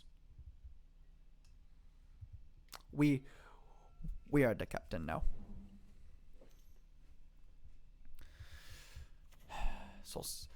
See, the problem with Soulscar Mage, especially with this one, is like, yes, we can try to make this Fox super duper big, but if they just, they Wild Slash it, now it's a 1/1 again. All right, we can play the Clifftop Retreat untapped. We have no blue cards, so I'm going to play the Hollowed Fountain tapped. Oh, cool. You have the FNM at home codes. Very cool. I don't believe Brickhouse is doing the FNM at home thing. I haven't really heard anything. If anyone here is from Brickhouse, please let me know if they do the FNM at home.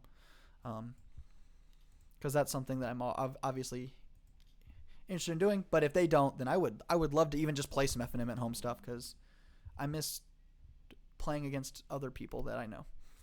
We're going to pass the turn. Yes, very kind.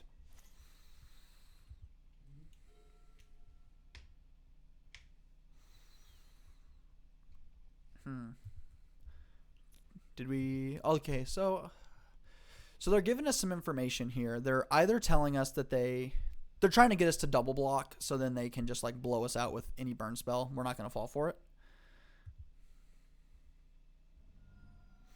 But if they do have 2 lands, and they're going to play a Pyromancer, hitting us for 2. We may just play Zerta this next turn. I definitely like the idea of playing Zerta. I'm glad that we're drawing these Zenith Flares, because us being able to like use this even as a removal spell to gain life is going to be awesome. But like the fact that we don't have any cyclers in the yard is pretty bad. We are going to attack with... No, we're going to block, because I don't want them to like remove and then be able to freely attack in. We're going to block this Pyromancer next turn. I also miss... I do miss F&M. I miss seeing my friends. Today is... You know, I relate to having my schedule just like, oh yeah, it's Friday. Huh. Like, my schedule has gotten whack. We'll block. And then he's going to play a million things, and that Soulscar Mage is going to be giant. Hey, I get it. I am ready to be able to like just go support my LGS more. I was able to go up to Brick House today. I got my my pre-release kit for those who were not here for the very beginning of the stream. And I like bought a drink, and I just like bought things that I didn't need just cuz it's like the LGSs need some help. Excellent. I'm excited. Like, I want to like try to like play with my pre-release kit, not just like open the thing, take out all the packs, and like call it a day. Like, I want to like build a pre-release deck and just like, I don't know, sporadically play it against someone. Good news, we're going to get to escalate this Blessed Alliance next turn. Today was the first that you were open in the past 8. Well, I hope it went well. Like the curbside stuff is rough. It's just like, I don't know. You definitely have my sympathies. But some pack support, but yeah, we gotta keep these LGSs open. Yeah, we're just gonna pass the turn, and we're not gonna attack in.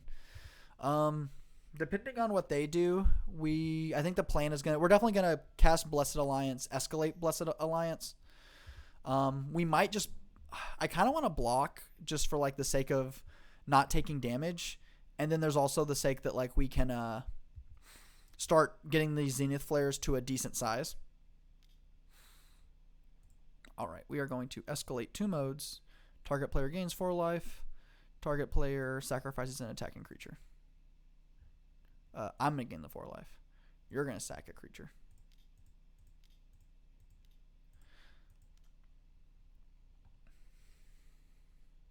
You know, I thought that I wasn't going to like it, but I really like the auto tapper on Arena. Just the fact that I can just like play it, and they're like, cool, tap 4 lands. This costs 4. Go to blocks. I don't think we're going to. We're back at 20. Like, we're sitting pretty. Okay. I wish Zenith Flare had cycling. That would be nice.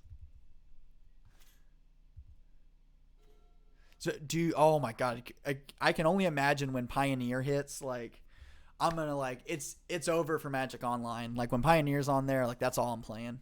I think we're gonna Verdict. No, because then like if they draw a land, it's just Luris plus a thing. Like, I really want to blow them out with this Supreme Verdict. I think what we're gonna do is we're gonna pass the turn. Like, we're not gonna attack. Like, we have to stabilize. And again, those of you that actively play Control, you can tell me how bad I am at playing it. But I think the plan will be to like Zenith Flare, like block, go to damage, then Zenith Flare at the end. Ooh, I want them to go Luris plus Swift Spear. Like, that'd be really nice.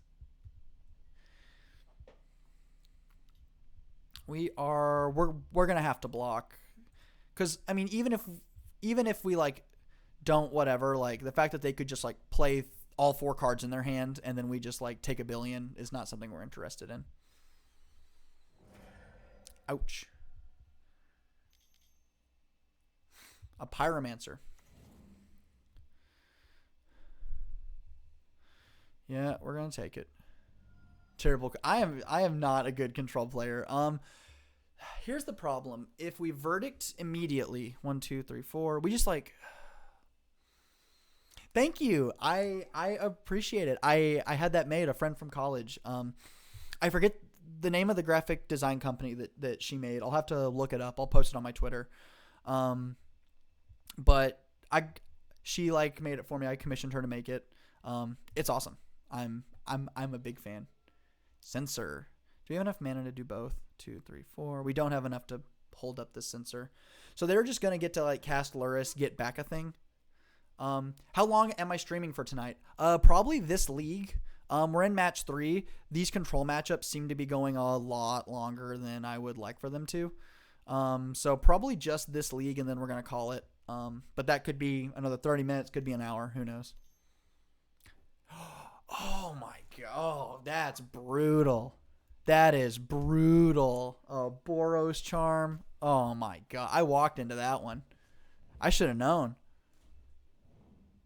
Oh god. That's totally a play that I would do. Like how did I not see that coming? I got greedy. Oh, and they just have it all. They have all the creatures. We need to draw another Supreme Verdict. That's what we need to do. What do they got? Lightning Strike. Is that it for us? A brawl deck. I've been like looking. The problem is like there are not a lot of good brawl lists online. I think that's it, right? Yeah. All right. They got us. See, this is why Luris Burn so good. So much reach, ways to interact.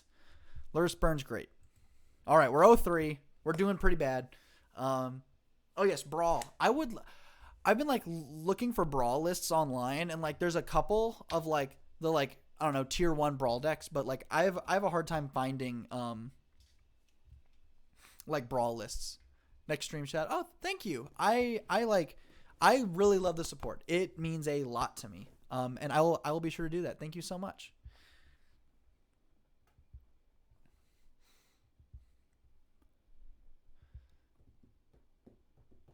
And I can do a brought to you by too. I can shout out some local game stores. Sponsor, yeah, that would be nice. I not gonna lie. All right, let's see if we can win one game with this with Jeskai Cycling in Pioneer. Like I think the deck is good. Like it's probably just me. Like it's probably like I'm probably the problem, but like this deck made a top 8 of like a pretty big online event. Like this isn't a joke deck. Yeah, let's keep it. We're up against a Luris deck. We're going to play an island, pass the turn. Like I see the strength of this deck. The joke deck as we live in a society. It's true. We're gonna cycle this hieroglyphic illumination. Ooh. What Luris deck plays Hollow Fountain? I guess could it be blue-white control? But if you're playing blue-white control, you like want to have the planeswalkers, and planeswalkers don't work well at all with Luris. What deck is this?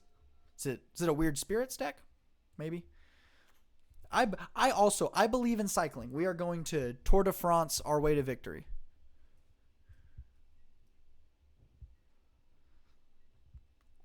We're probably just going to cycle another hieroglyphic elimination. Censor. That's a blue-white control card. All right. Huh. Do our box openings next set. Yeah, I can do that. That seems really fun. This is just blue-white control. This is bizarre. I'm going to cycle another hieroglyphic elimination.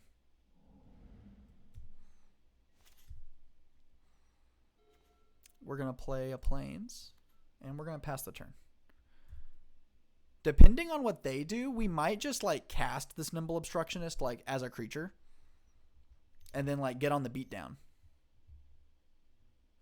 Migration Path. Search your library for up to 2 basic lands. Okay. So this is this also, okay, so this is a Bant deck. This is Bant something other. We're going to cycle this Irrigated Farmland because we're doing pretty okay on lands. I was trying to hide the red in our deck for a while, but now that we have to, I think we're going to play the Sulphur Falls. We're going to pass the turn. Now, here's what we're going to do. If they tap out, like if they go to cycle a thing or go to draw a card, we're just going to cast the Hieroglyphic Illumination to go back up to 7 cards. Like that's a free space for us to cast this. They're cycling a Censor. They have no blue mana, so there's no counterspell in our future. So we do get to freely cast, especially because we don't really have a hard counterspell in our hand. Like, we're fine with that. So good news, we have all the lands.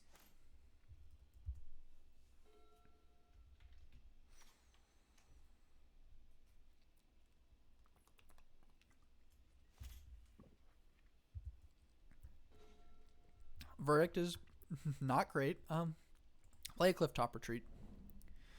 I want to play Zerda here pretty soon, but it's like this is clearly a control deck, so I don't want to like play into hard removal. So I think the plan's just going to be what it was last turn. We'll wait for them to tap out, and then we'll probably just cast the Nimble Obstructionist just to get an attacker on the board.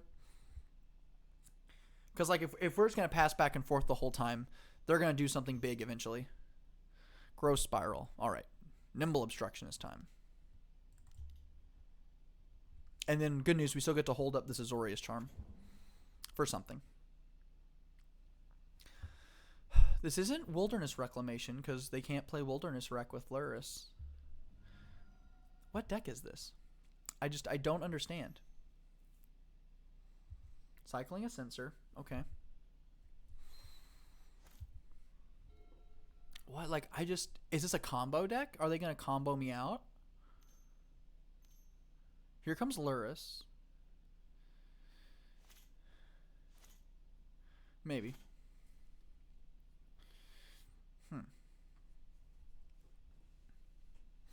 Hopefully we can just start bashing them for 3 every turn with this Nimble Obstructionist. Augur of Bolus. Sure.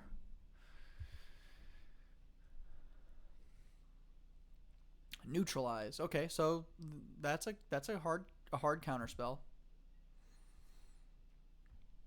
And that's in their hand. The Naturalize is in their hand. Here's what I'm gonna do. I'm gonna force them to counter that. They might. Oh no, it has to be attacking or blocking. Never mind. We'll cycle an Irrigated Farmland.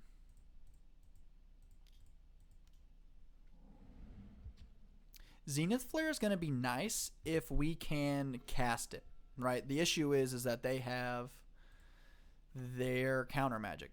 But the good news is that we drew this Fox, and we can, although we spent a lot of our time cycling in the early game, but if we can just keep drawing some cycling guys, that'll be pretty nice. See, because now it comes the deal of, do we want to cycle this Hieroglyphic Illumination for 1 to make the Fox bigger, or do we just want to cast it for 4 to draw 2 cards? Although, thing to note, 1 is counterable, 1 is not. So.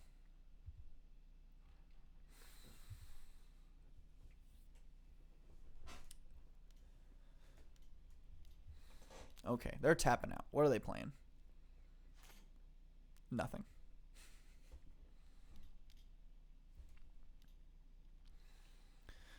I just don't understand what the benefit of playing Luris and the green is. A dig through time. Yikes. We could cycle this Hieroglyphic Illumination and try to draw a counterspell, like a our own Naturalize, although we wouldn't be able to cast it. Maybe we'll just cast it for full retail. I want to draw 2 cards.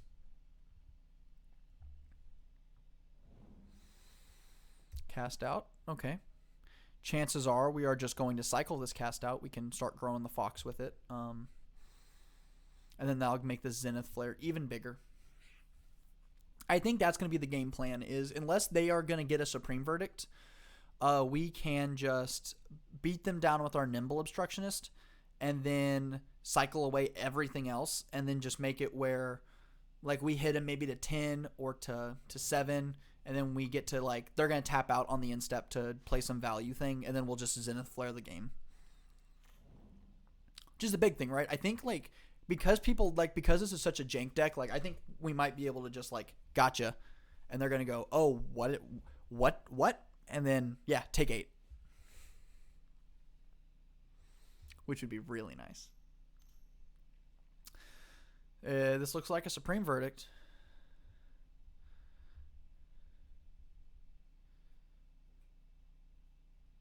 Okay, they're just going to play their Luris. Although they have nothing in the graveyard to get back. We might cast out that Luris, like, get it out of here.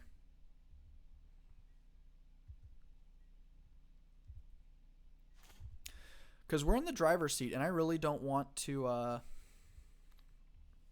I don't want a verdict, because, like, this flyer is going to win us the game.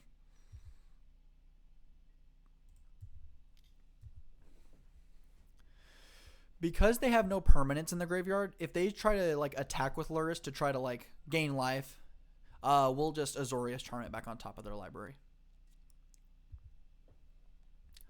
6, 7, 8. So we can potentially Zenith Flare them for 8 if we get lucky.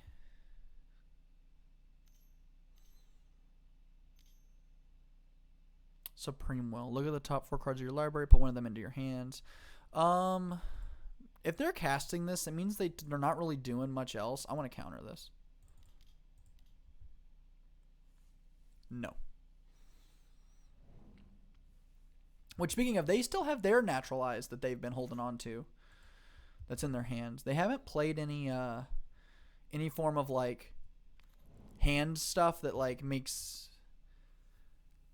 like there's no Brainstorm or anything in this format. So like that Naturalize is still in their hand. So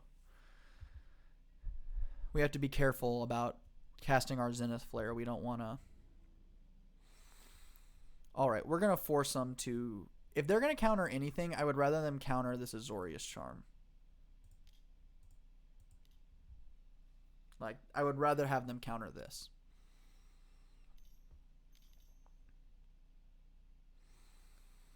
I don't like that. Okay. So they are trying to cast their Neutralize. They just need 2 blue. Okay. Dismiss all. So they're going to counter it, which is fine. And then we'll take it. They'll gain 3. Not a big deal. We're not going to block it. Although I suppose we could have blocked, cycled our cast out. Like that. That would have been nice.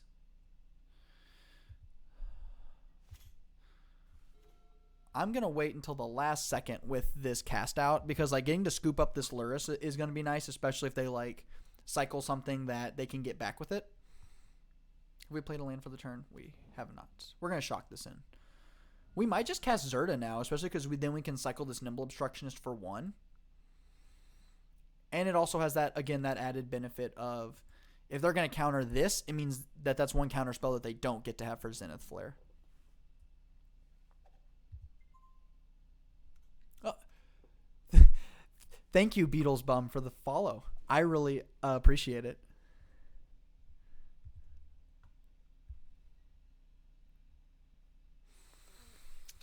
We're just going to, again, attack in with this Nimble Obstructionist.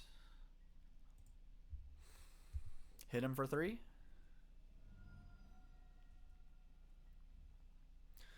Okay, so let's see what they do. If they tap out, we're going to cast this cast out.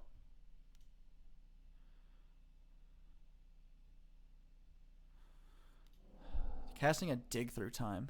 I have no way of... Oh, no. That unfortunately doesn't work. We could cycle the Nimble Obstructionist for 1 to try to like draw into a counter spell, but I think I just want to use this opportunity to cast this cast out.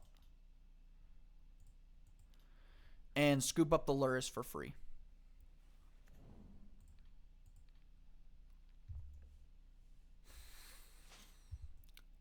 Rather, I'll take the bird in the hand over the bird in the bush, if that makes sense. Like, yes, we could maybe try to hit a counter spell for this dig through time, but there's no guarantee that we're going to. And then if we don't hit it, then we don't get to like interact at all.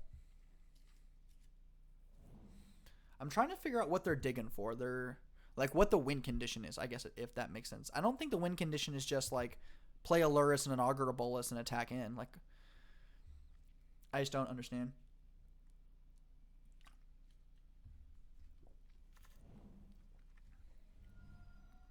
Ooh. Is this a verdict? Ooh, granted. Okay. You have no idea what's going on. Do I have some beginner VODs? I do. There's a link to my YouTube channel in like the not the description, but in like the underneath the stream. There's currently I think there's only one VOD up there currently. Fumigate. Destroy all creatures. Gain 1 life for each creature destroyed this way. We're going to go ahead and cycle this Nimble Obstructionist just for the fact that, like, I want to cycle it for 1.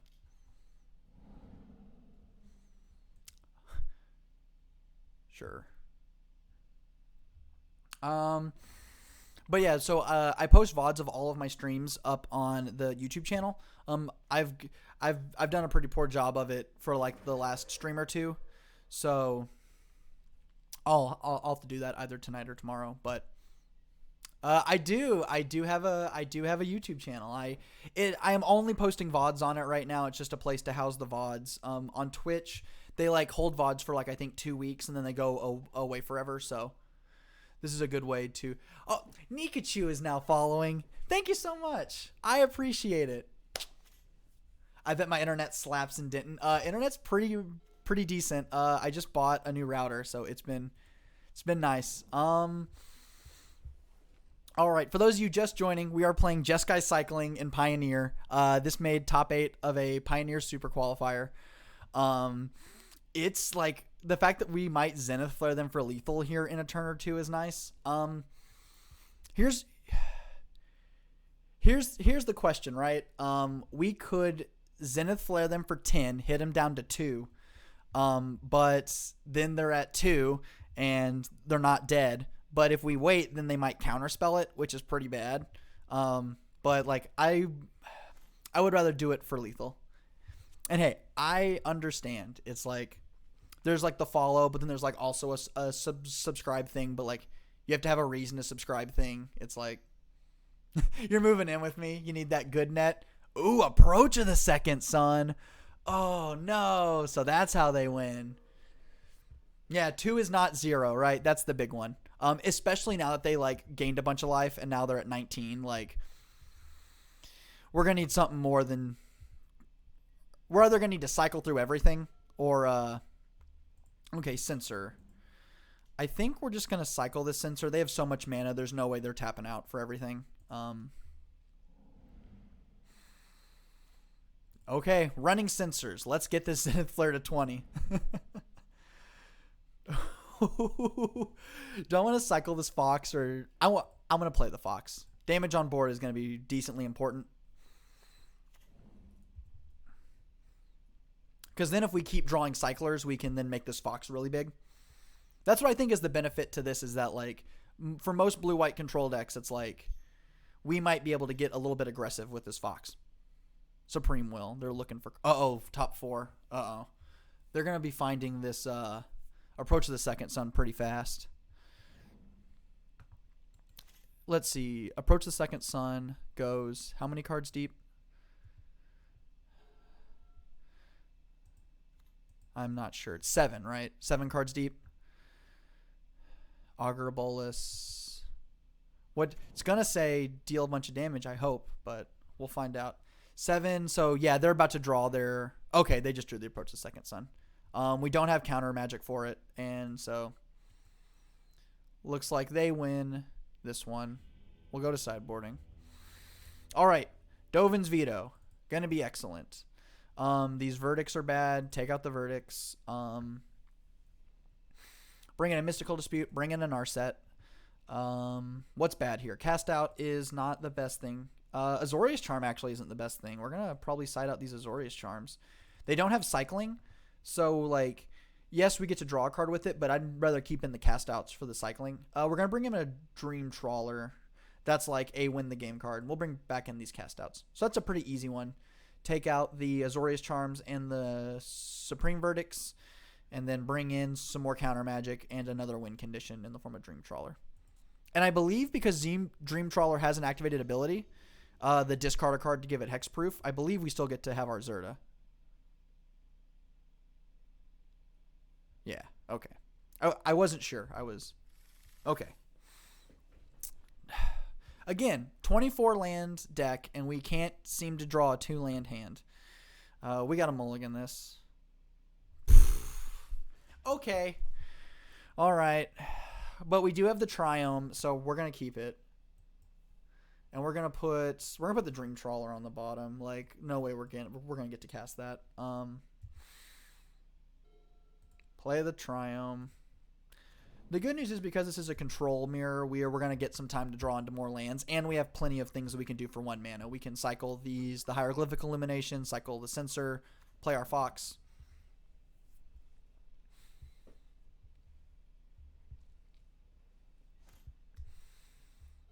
Okay.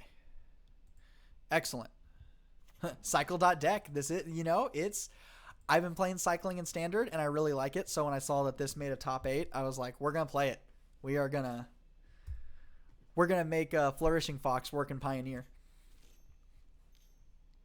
Augur Bolus. That stops us in our tracks a little bit. We can just cycle both Hieroglyphic Eliminations to kill it. What'd they get? No cards in hand. We like that. Clifftop Retreat. Excellent. So we're gonna play this Flourishing Fox, because then they'll both get bumped. And then we're going to attack in. Although there is something to say about maybe holding up this Censor just in case they play something scary next turn. Flourishing Fox is going to be the champion of Parish in Pioneer. Yeah. That's what I like. Cycling Tribal. Here we go. Good. That neutralizes. Nice. Because we have the Neutralize, we're going to cycle the Censor, because Naturalize is going to be a much better counterspell, and we might be able to next turn just draw 2 cards, which will be really nice considering we're close to top decking already. Pass the turn. So they have the Fae of Wishes to go into their sideboard, so there's a decent chance that like they might leave their sweepers in the board, especially if there's only like 1 or 2 of them. We're going to play this Plains. Or are we going to... Yeah, we're going to play the Plains. We're going to go to attack, and we're just going to hold up this Neutralize. And if we get to their instep without them playing anything, we're just going to cast the Hieroglyphic Illumination.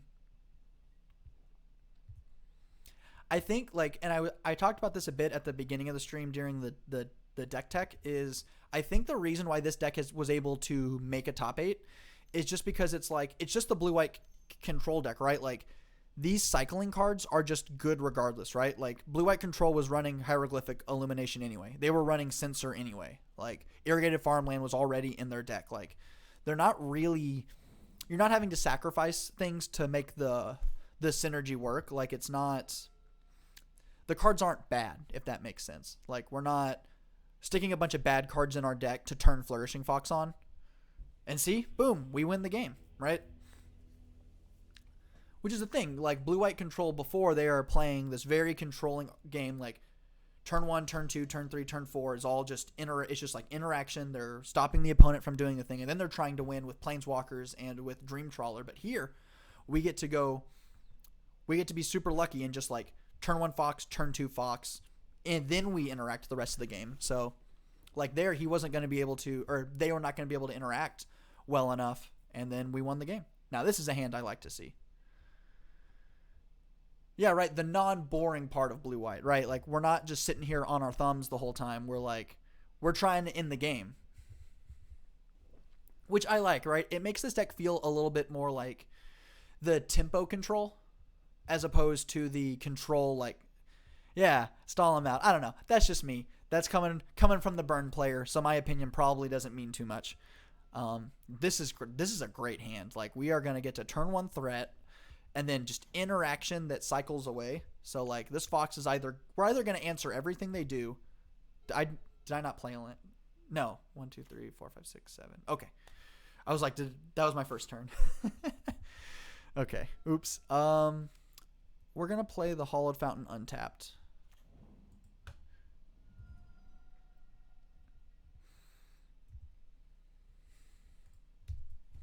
Attack with the Fox.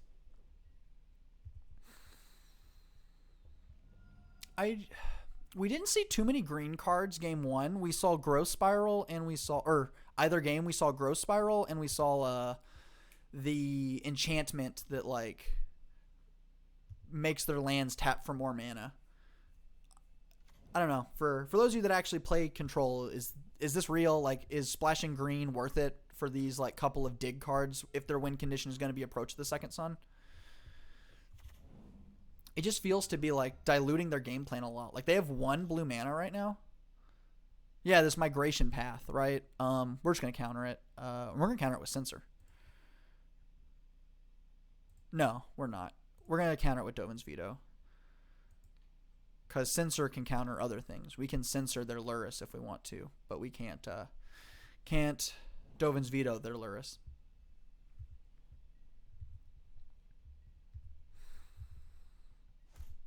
All right. Castle Vantress. That's a nice one. Let's see. We could hold up Censor, or we could play Zerta, and that's going to turn these Shark Typhoons on. And considering they're tapped out, I kind of want to force the issue a little bit. Maybe I'm being overly aggressive. Like, maybe I'm not supposed to tap out there. I'm supposed to like wait.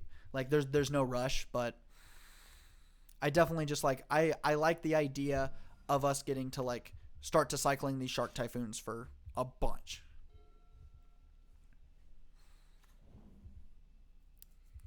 That Temple's a good sign. It just, I don't know. We didn't see a lot of interaction, right? We, like, game 1 and game 2, we saw a couple of counter spells and then just a bunch of these, like, dig cards, like the draw card, do this, do that. Like, not a lot of threats or interaction. It really feels like they're trying to, like, turbo approach. That's going to be nice. That Zenith Flare is going to be nice. We're going to go to attack. Oh, no. Gotta hit the attack step. And then I think we're just going to wait. Like, what are they going to play? Is this what I think it is? Settle. I can counter this. So we are going to. No, thanks. Get that Settle the Wreckage out of here. And since we don't have counter magic, I'm going to cycle this Hieroglyphic Illumination to... The smile is probably... Yeah, oh man, nothing I love more than like gotcha, you know? Ooh, Cast Out. That'll be nice. Let's just cycle that too. Might as well. They're tapped out. We're not using this Cast Out for anything other than cycling. And now we got the hurt on them. Nothing I love more than like, I don't know, punishing a control deck. Nothing I love more. What do they got for me? Is this a Granted? It puts it into their hand, so this might be too little too late. Fumigate. We are okay with a Fumigate. Let's see. We can hit him for 6. We need to draw a land. If we can draw a land, we'll win the game. Wrong land.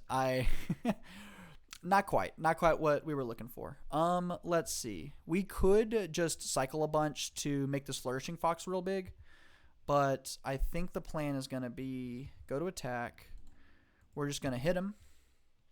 Hit him for 6. Well, let's see. Hold on. Let's rethink this. 6, 7, 8, 9, 10. Oh. cycle this cast out. Yeah, we might actually just hit him with the Fox real big. Cycle the farmlands. How long have I been streaming? It's not over. All over, just not right now. We started streaming about a week or two ago. Last Wednesday. Yeah, this is a little over a week. All right. Excellent. We're just going to be able to, we're going to hit him with Fox damage. That's 9. And here is 10. So, like, this shows Zerda, right? Power of Zerda. The fact that we just got to chain through all these cyclers, like, in one turn and hit him for 10. Got him. Yeah. The blaster. Like, we just, that one, I don't know. That one felt more like a Samus. We charged up the laser and we got him, right? Oh, that was fun. Like, that's why I like this deck. Just like out of nowhere, we just cycle 4 cards, hit him for 10. Oh, feels good. So a lot of the cycling decks in Standard are playing Luris, and I don't know. I think Zerda is really good. Like, I'm no Standard expert. I'm like Silver tier 2. I think, like, I'm nowhere near Platinum or Mythic, but I don't know. It feels like Zerda turns these like cyclers into like much better things, right? The fact that it takes 2 off of the cycling cost, I think, is really big. Like, we get to cycle our Nimble Obstructionist for 1, and then in Standard you get to play things like Yadaro and like the Triome cycle for 1 instead of cycling for 3. Like, I don't know, to me it feels like Zerda is like turbos that deck up.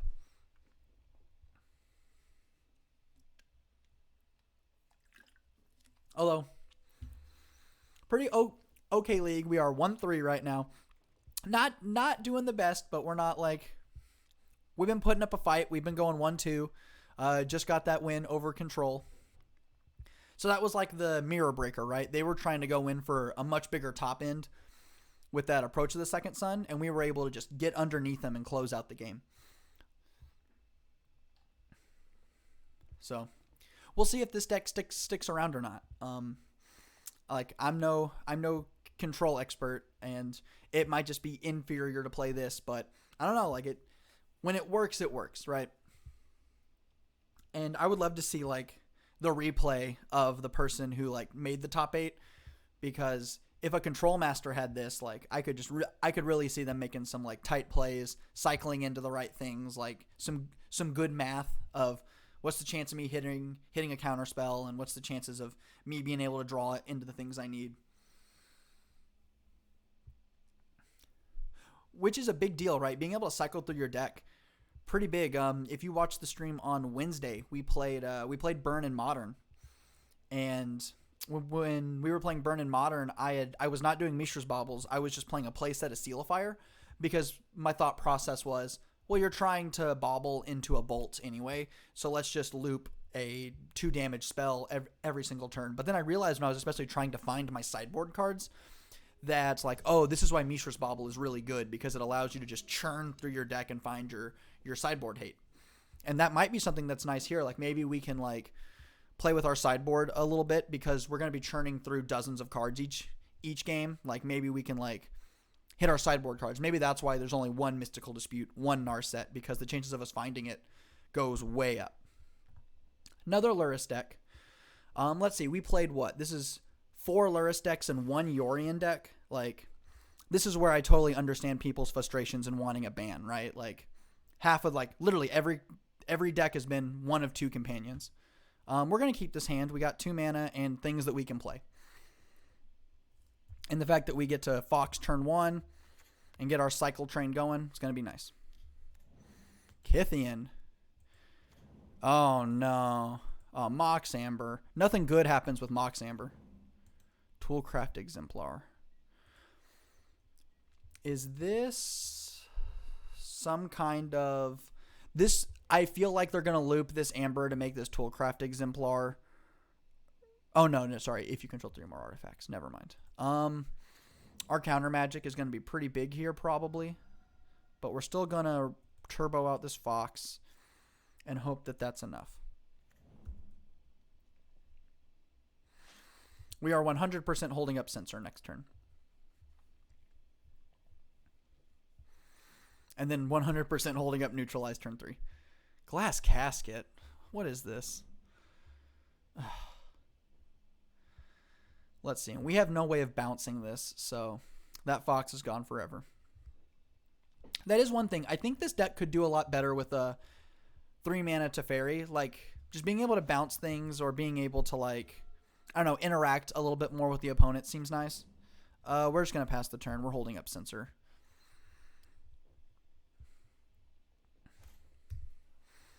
And then if they don't play anything, much different story if we have Charming Prince. Oh, no, Prince Charming. Yes, okay. Got it. I understand now. Do they control 3 or more artifacts? Oh, if you control an artifact. Okay. They're really hitting us for a lot, man. Like, it is. Yikes. We might need to draw into a Supreme Verdict here before too long. Play something. Let me counter it. Thrabin Inspector. I can't counter a Thrabin Inspector.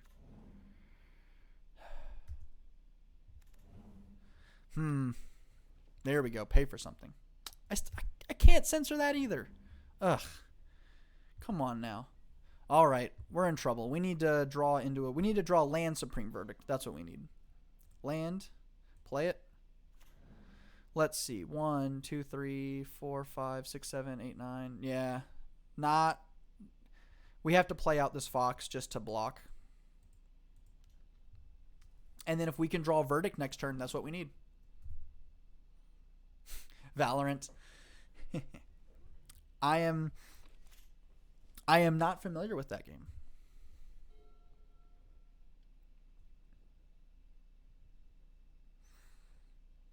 All right. Let's see if we can not lose. We have to draw Verdict next turn, or else we are cooked.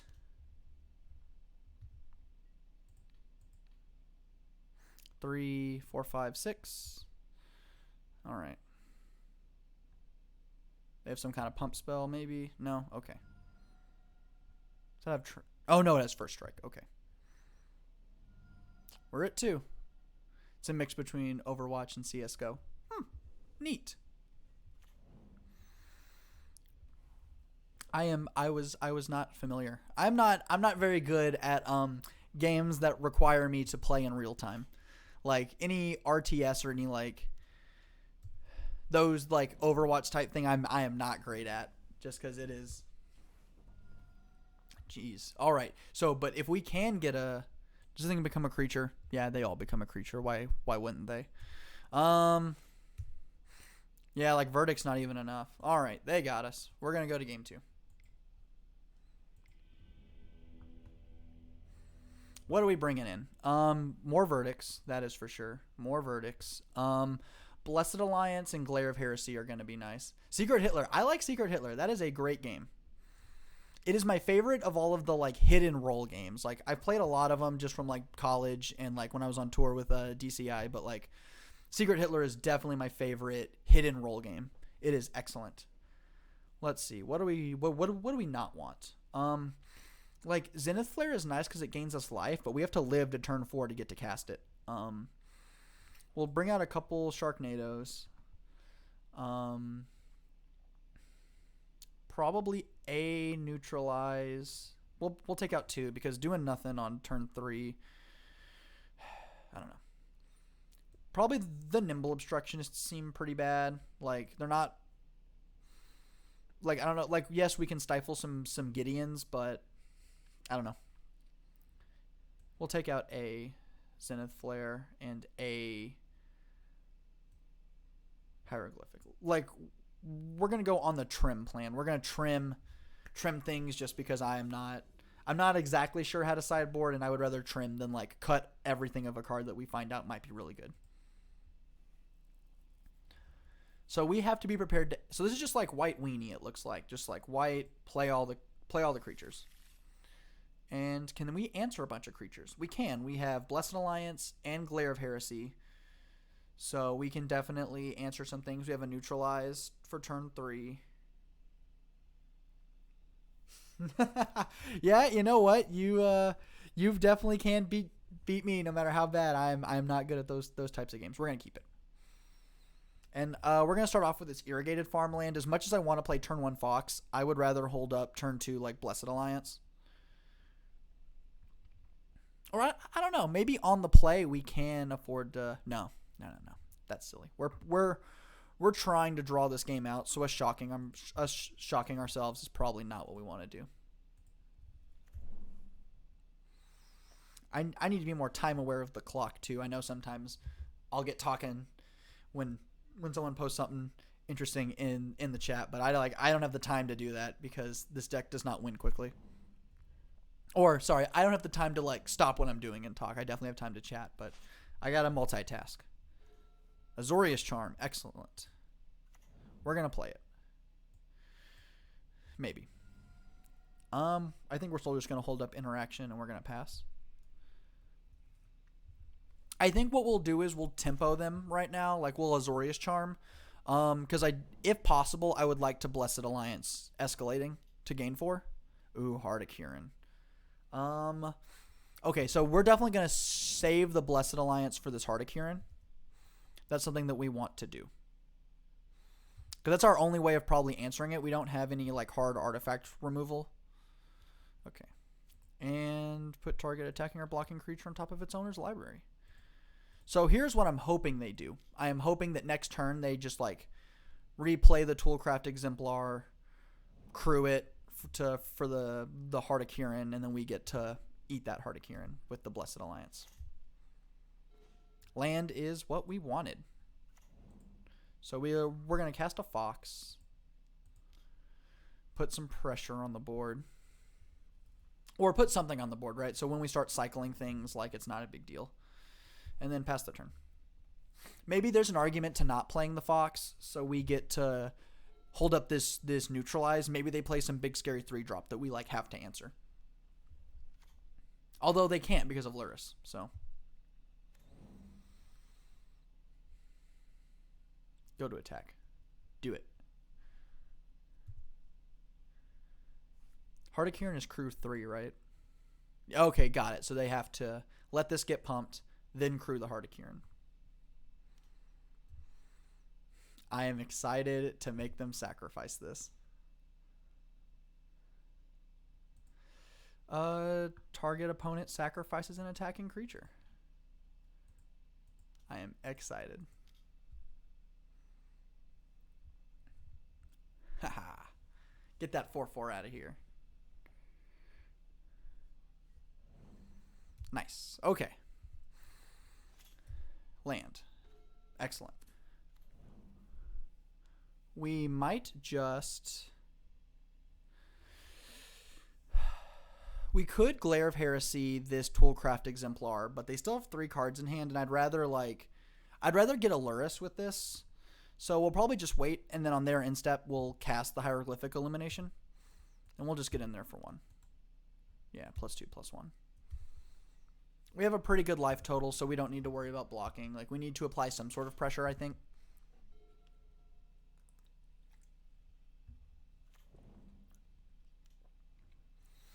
Did I witness the first spawn of the Struck Bloodline? I did. I wasn't there, but they... I saw. I saw. Carson has done a great job of keeping me in the loop.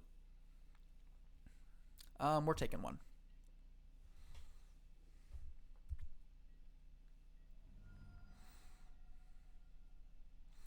All right. Going to the instep, and now we're just gonna cast this and draw 2.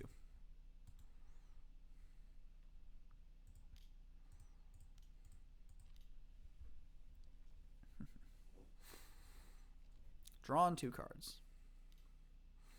Fatal Push. Okay, sure. Irrigated some more lands, which I'm not like stoked on. But what we can do here is we can cast the Zerda. Maybe. I don't know. Do we want to cast Zerda? Like, I want to neutralize their companion when they cast it, right? Because what I'm imagining, they're going to go land, Lurrus, get back that Heart of Kirin, and if they get back Heart of Kirin, we're in trouble. So I think we're just going to hold off. We're going to pass the turn. And we're going to wait until it's safe to deploy our Heart of Kirin. Like, maybe we'll cast this cast out. Or maybe we'll just cycle Irrigated Farmland. I don't know. So see, yeah, if we had tapped out, they definitely would be Selfless Spirit, giving their creatures indestructible. That's okay. We're fine with that. Because we're not destroying their things. We're exiling and countering.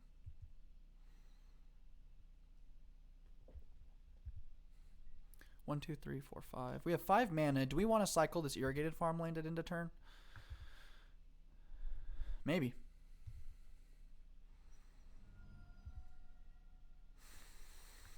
In step.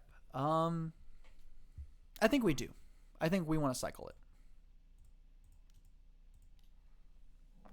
Because they have 1 card in hand. Yeah, that's a good replacement. Trade the tap land for a non-tap land. Censor's a good one too. So let's see. Now we have the mana where we could cast Zirda, and then we have 3 mana to hold up either a Neutralize or a Censor. So I think that's going to be the plan. And then we'll tap all these cards for red. Zirda. There's also a decent chance they just have like a removal spell in their hand and they just kill Zirda. Always a possibility.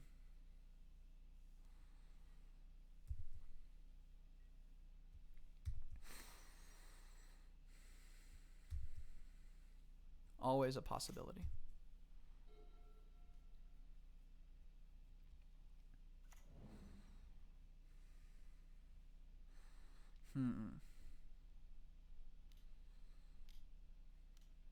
Okay, we are going to counter this Lurrus. I do not want them getting back their Heart of Kirin. That is the opposite of what I want.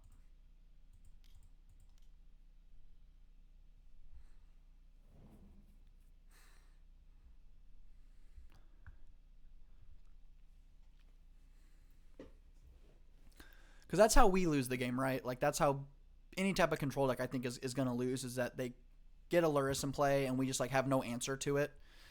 And they're just able to like get back all of their threats over and over and over again. We Verdict, and it's like, I mean, Verdict is fine, but we counter a thing, we destroy it. It's like, who cares? I think the next play is probably going to be to just Glare of Heresy, this Selfless Spirit, because that's the only thing that can kill us right now is that Selfless Spirit. Yeah, and we have enough mana to do both, so that's what we're going to do. We're going to glare the Selfless Spirit, just get it off of the board. They might sack it in response. Yeah, which is fine. So we're not going to attack because no reason to. Their Toolcraft Exemplar is indestructible. And then we're going to hold up some interaction. And if they try to, or if they don't do anything, then we're going to cast the Hieroglyphic Illumination to draw 2 cards.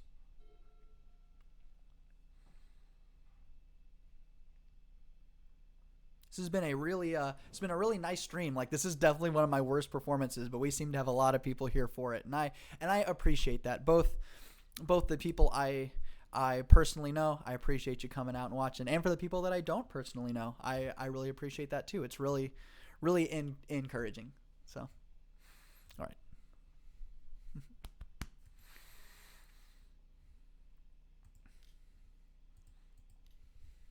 All right, we're gonna draw 2.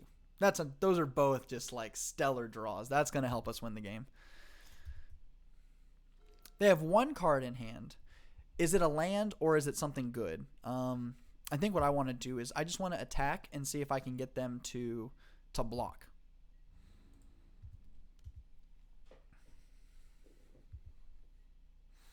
Okay.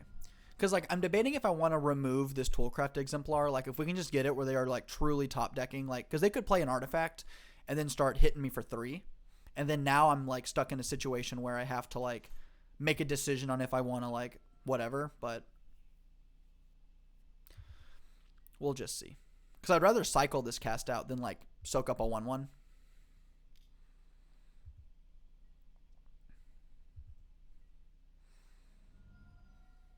I guess I could have put them back on top of their library at that point with the Azorius Charm, and then like blank their next draw. That would have been nice. We are gonna cycle this Censor just because like they're top decking, so like chances are they're gonna have 1 mana to pay. Like, what are they gonna play that's gonna cost 3-7? Azorius Charm. So we'll cycle this Censor too. A Verdict. Okay, so if they do manage to like rebuild something scary, we'll just Verdict it away. Like, no big deal. We're gonna cycle this Irrigated Farmland because we can cycle for 1.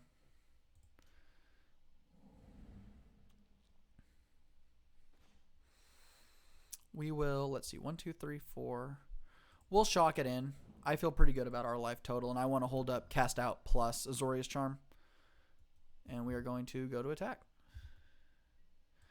Like, we're getting to a point where they think that they can, like, maybe race us a little bit, right? Like, oh, we're ahead on life. If we can get an artifact down, maybe we can pull ahead.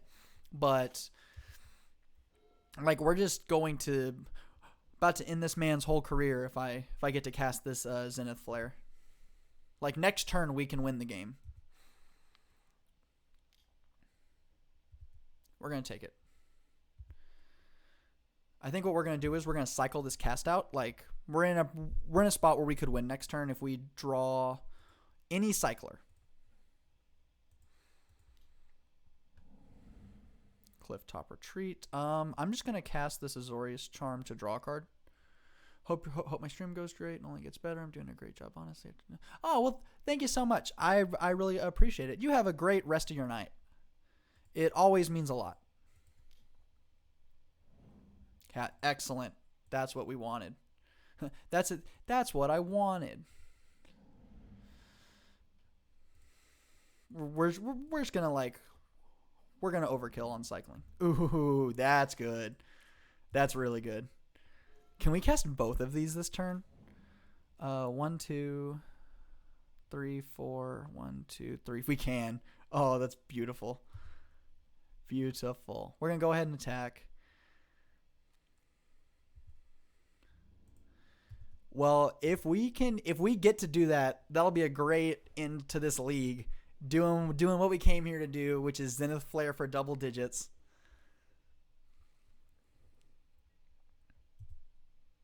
That's what I'm here for. Ooh, baby. This feels gross. This feels like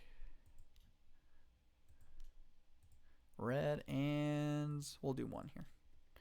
Got him.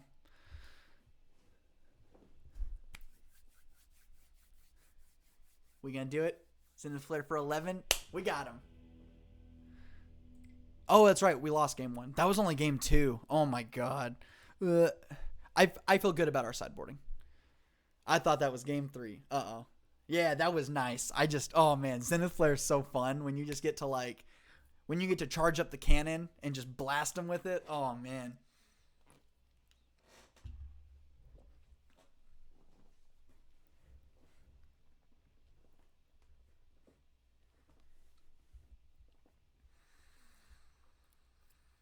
I like, I was trying to like brew my own jank like cycling deck before, and I think the control route definitely works better than like the aggro route, because I was trying to like force Hollow One into like the deck and try to go more of an aggro route with that, and like Yadaro, the one that when you cycle it for the 4th time, you get to just put it into play. But I definitely think this is a lot stronger than taking that approach to it.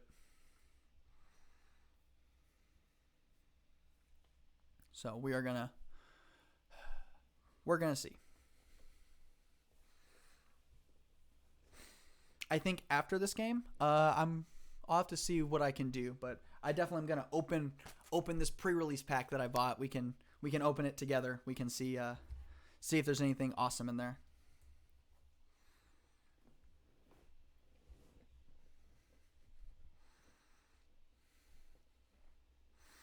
I think that'll be the plan. Support your LGS if you can. That's what I'm here for. We are.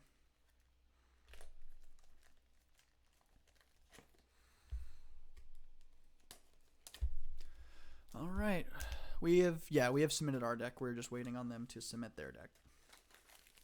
All right.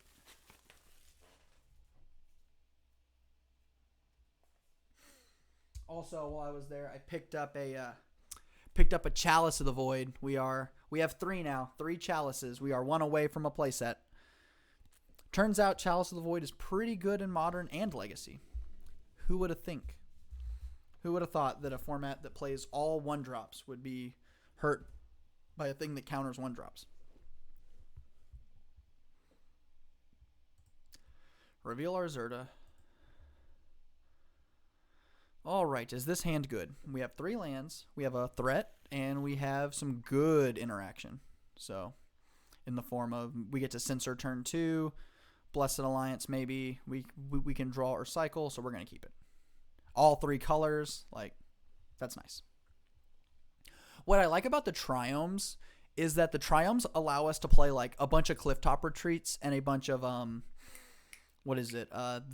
red-blue one, whatever the name of that one is. Like, it allows us to play more check lands because it's just like one land that's all 3 colors. Like, that was kind of a bit of a problem in the past of, oh, well, you can't fetch these out, and it requires you to have a very specific sequence of lands for them to be good. But like, I like that the Triome just like, okay, yeah, you've played the Triome, like Clifftop Retreat and the blue that isn't one is just immediately good, like coming in untapped. Although we only have, I say only, we have 13 minutes to win game 3, so we'll see if we can do it. Toolcraft Exemplar. So we are going to go Plains into Flourishing Fox. The island is nice, because the island means that we don't have to shock ourselves to like play Censor next turn. Like, we got lucky last game that we were able to Supreme Verdict everything away. We might not get so lucky this time. Yeah, that Heart of Kirin. Really nice. I bet they're going to be smart enough not to play into another Blessed Alliance, but who knows? They might be.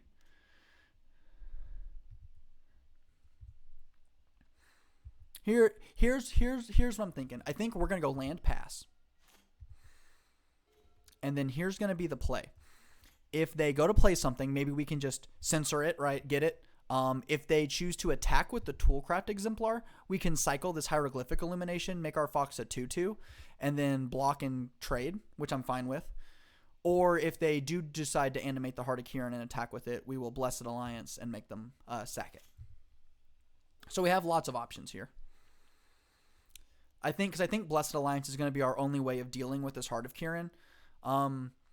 We took out our Nimble Obstructionists, which side thinking about it, maybe we should have left it in. Maybe we can like counter the Heart of Kirin trigger, right? But we have no flyers, so like we're gonna have to like trick him into sacrifice. Okay, yeah, 2 games in a row, he's sacking that Heart of Kirin. I feel good about it. Target opponent sacrifices an attacking creature. You're my target opponent. This works. We're going to be in great shape. Got him. Okay. I feel good about that. Do they have a 3rd land is the question. If they don't, we're in a really, really good spot. Because then like our censor gets a ton better. Ooh, I like where this is going. They're tapping the Collected Brutality. Oh, they did both mode. Oh no, 2 modes. They're gonna duress us and kill our Fox. That's fine. Yeah, we got him again. And the fact that they like are Collective Brutalitying, discarding a creature feels pretty good. Like they have 1 card in hand.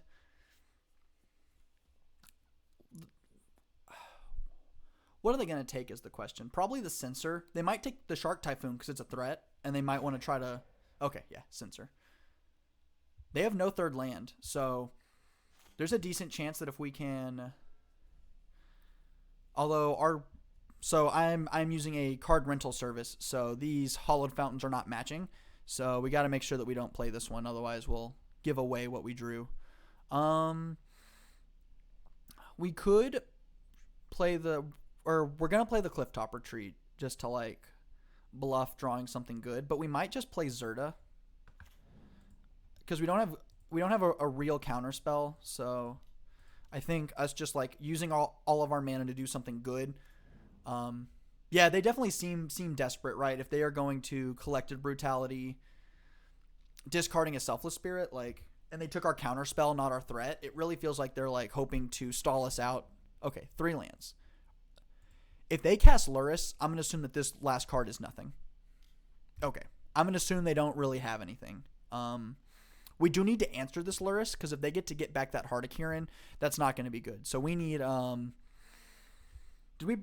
we brought in Glare of Heresy, so drawing Glare of Heresy would be really nice. If we drew Supreme Verdict, I might even just cast it, like getting all their stuff off the board. Like when we have a Shark Typhoon in hand. Okay, we did not. We are going to shock in this Hollowed Fountain because I think the play is going to be probably the Hieroglyphic Illumination. And then, like, because what I want to do is I want to get this Shark Typhoon so big that we can just eat the Hardikiran, if that makes sense. We're going to attack with the Lurit, or with the Zerta, actually. If they trade, if they, like, go to trade, I'm so fine with that. I'm so fine with, like, trading our companions because their companion's going to do a lot more work for them than ours will for us, right? Like, it's still going to do work making the Shark Typhoon cheaper, but, like, we can win without it. I don't think they have a route to victory without Lurrus.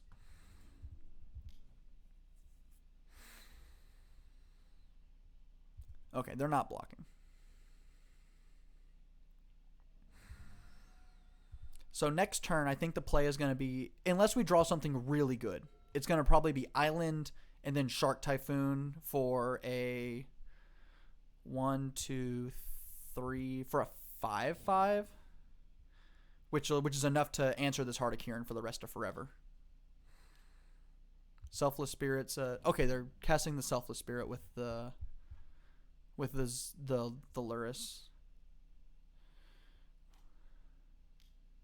Scrap Heap Scrounger. Good news is now they're top decking, so now we can they're gonna attack us for 6. That's pretty good. Yeah, I think we want to dig for a Verdict. If we can, with them tapped out and them committing all their cards to their hand, I think we can actually afford to just like lose our Zerta to a Verdict. Like, we're fine with that.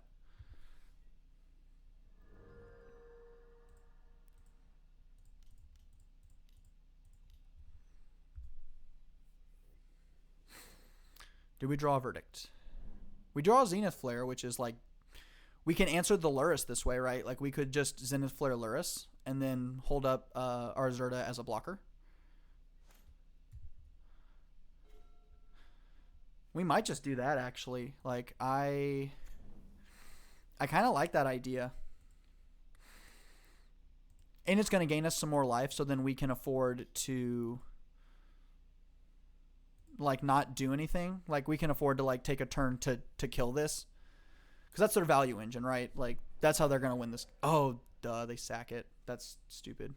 That was dumb of me. I should have seen that one coming, huh?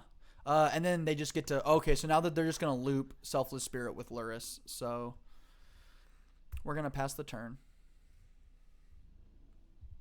Yikes, that might have been like, I don't know if that throws the game away for us, but it like, because we do still gain 6 life, like that's not, or we gain 3 life, so that's nothing to sneeze at. But Anafenza, Bolster, Bolster's really good. So they're gonna make their Toolcraft Exemplar really, really big.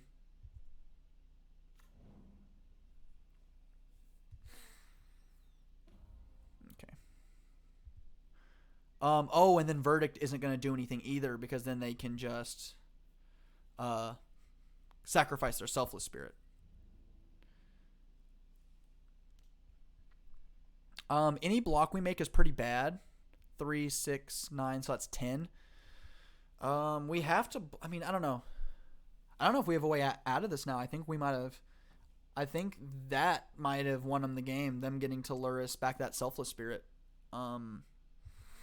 Let's see. If we block, they just kill our Zerta for free, and they can even just like sack the Selfless Spirit to like not lose their thing, and then they Like, we'd have no way of getting enough blockers to, like, win the game. Let's see if they make this trade. Okay. That's fine. So, it's like verdict is like what we want, but I don't think it's even good enough now. Well, we're not drawing it anyway, so. I think the plan is going to be, we might Shark Typhoon for not, like, everything, because I don't think we win the game if we do. No, we can 3, 4, 5. So, yeah, they have enough mana, or they have enough creatures where I Shark Typhoon, I block one thing, I still take 7. So we need to Shark Typhoon for, like, we're going to Shark Typhoon for everything except for 2. And then the plan is going to be to draw either a Blessed Alliance or an Azorius Charm. And then we can stay alive for another turn. Or we'll just draw a land. One of the two. All right. That'll probably be the game. That'll probably be it. Not a whole lot we can do about that. To be fair, we've like just almost exclusively drawn lands, so that's not great for us. Let's see if maybe we can bluff them into. No, they're just swinging out. All right. We'll block Luris and then we'll die.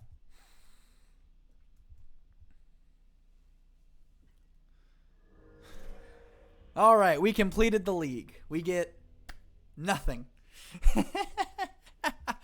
All right, so we finished that league 1-4. Let's go back to our deck list. Let's go back over here to good old Jeskai Cycling in Pioneer. When the deck worked, right? Like when we were able to get a Flourishing Fox out early and cycle a bunch of stuff, we were able to win games by like attacking with like a 7/7 Flourishing Fox. Same thing with like Zenith Flare. We were like really able to like win the game by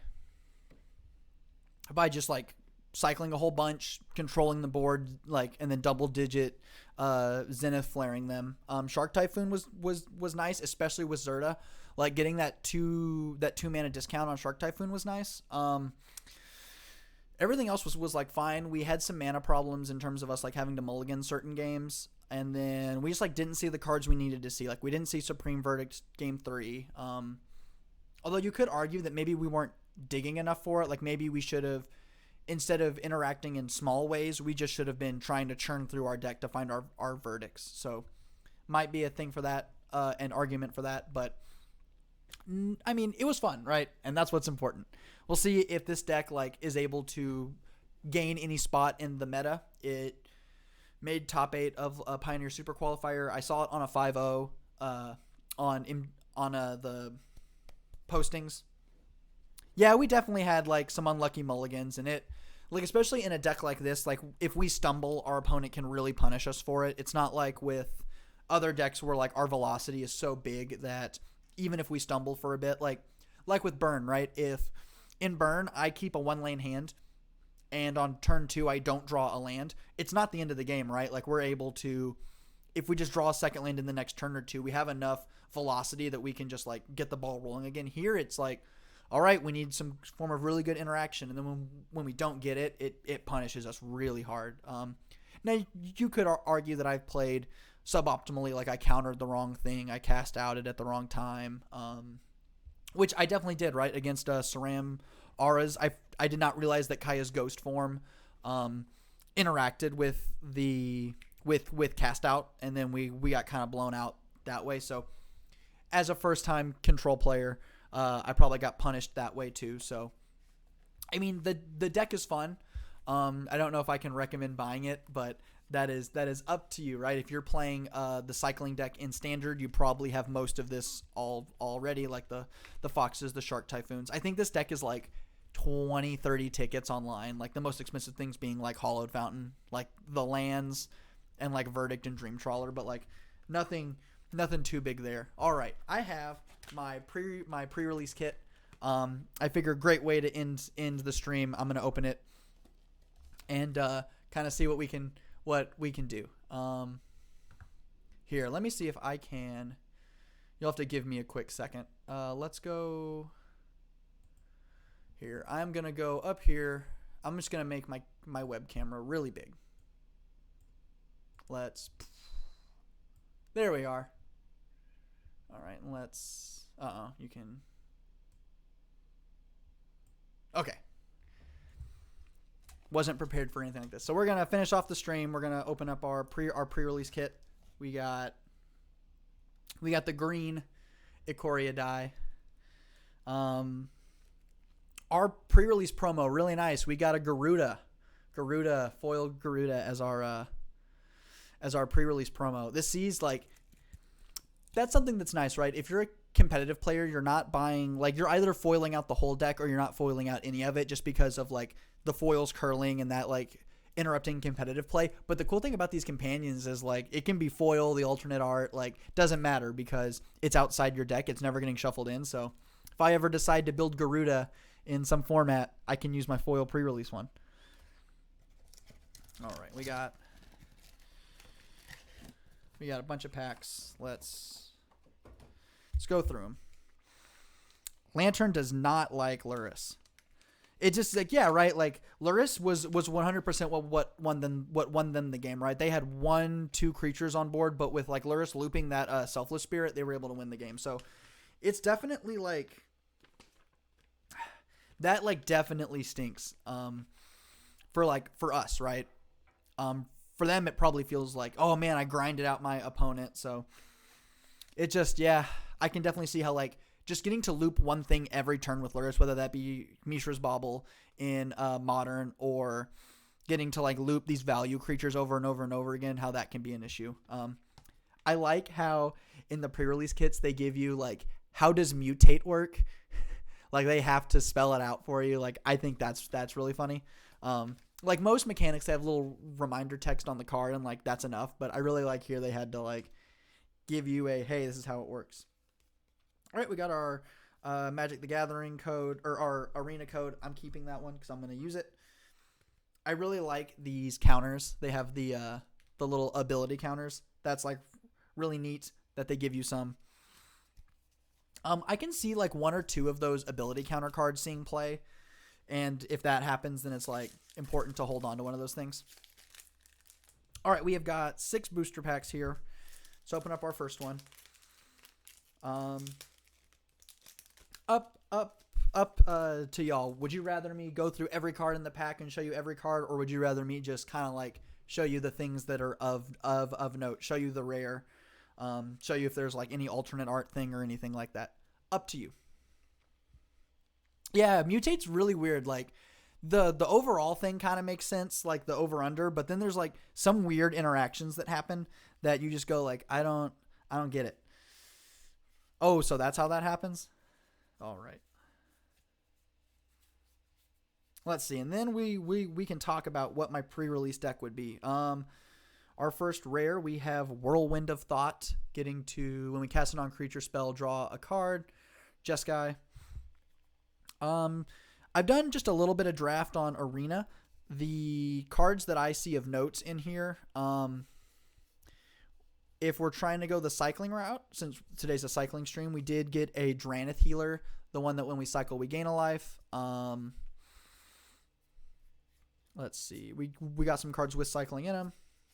Cool with anything. I think like no one wants to like see me like, oh dude, he gotta keep safe in this pack, right? So I think maybe I'll just like skim through it, see anything that's good, and then maybe after first glance, see what like type of pre-release strategy we would build.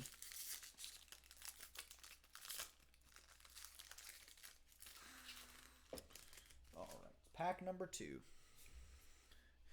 See, this is where I should get the like the overhead camera. Then I can just like thumb through it out like this, and you can see what's on there. Let's see. I bet I can figure something out. Improvise, adapt, overcome. Let's see. Oh boy, this otter. Nah, this isn't working. I'm just gonna skim through it, show you the rare. We got to go for blood. That's a good one for the cycling deck. We have a decent amount of humans, and the like guys that make humans, so there's a chance that like if we wanted to do the humans deck, we could definitely do that. Things like Fight is one. Ooh, nice. We got a Titan's Nest as our rare for this pack. That's a good one. Especially in like in limited. That one's nice. Getting to like ramp out some of these bigger things. Saving that one. I definitely think after this I'm going to build like I'm still just going to build a limited deck with my pre-release kit, and then maybe like see if any friends or anything like that wants to like just play it, cuz if I bought the like there are other reasons why I bought the pre-release kit, but being able to like actually play it I think would be nice. Ooh. That's nice. Let me see. Let me pull out the cards that I think are of note. Okay. Kraken. That's a good token. Okay, so some big ones. We got a Neutralize. Great uncommon. We played it today. It was fine, right? Like we were able to cycle this card away whenever we needed to make our Fox bigger or to make our Zenith Flare bigger, and we were able to counter some things with it. So that one was nice. This is a card that I think is really underrated. Like even in standard, like no one's playing this in standard.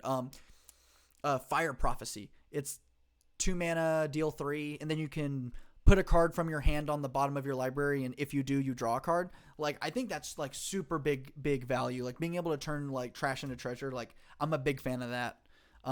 We got an alternate art one. We got a showcase frame of a Cavern Whisperer. It's got Menace. Whenever it mutates, an opponent discards a card. Like this is my favorite showcase frame. Like full stop. Like I like this more than the Throne of Eldraine ones. I like this more than the Theros Constellations. Like this art is beautiful. Like especially like I saw the spoilers. I'm like, wow, that looks nice. But even like holding it in front of me, like it is so beautiful. Like I want to get like all of the triomes in this alternate art. Like I want to get like I want it.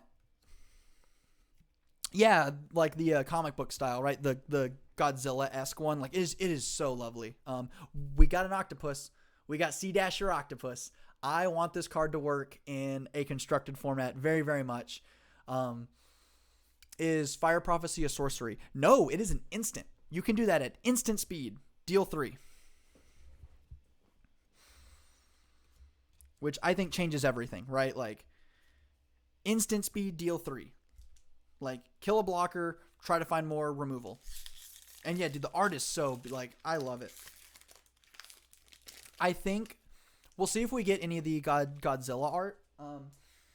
But I, like, want to buy a playset of the Godzilla art Yadaro, the one that you cycle, and when you cycle it for the 4th time, or not just the 4th time, if you've cycled it for 4 times or more, you get to just put it into play. Like, that seems incredible. Like, and the alternate art is the Godzilla, which I really like. So, all right, we got a Deadweight. That's just a 1-mana enchantment.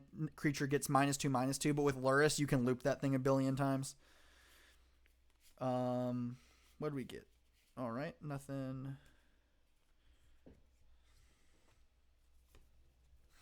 Our rare for here is Bonders on Enclave. Colorless lands, draw a card for 3. Activated only if we control a creature with power 4 or greater, which is fine. Like that's definitely like a draft card. I suppose like the thing with any of these colorless lands is there's like a small chance that you could just like you could probably like shove 1 Bonders Enclave into like Eldrazi-tron, right? Just like if you like turn 1 like Eldrazi Temple, turn 2 like whatever, like Bonders Enclave, Matter Reshaper, and then it's like start drawing cards pretty fast with that. So doesn't think about any of those utility lands, because doesn't Eldrazi-tron run what is it? It's from Oath of the Gatewatch. It's like the one that you sacrifice it to draw a card. The Seagate something.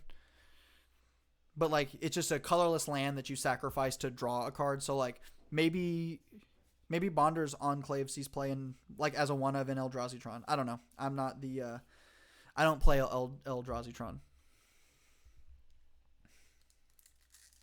always, I guess that's something to think about with those types of lands, that there is a colorless deck. Pack number 5. See if we got anything good in this one.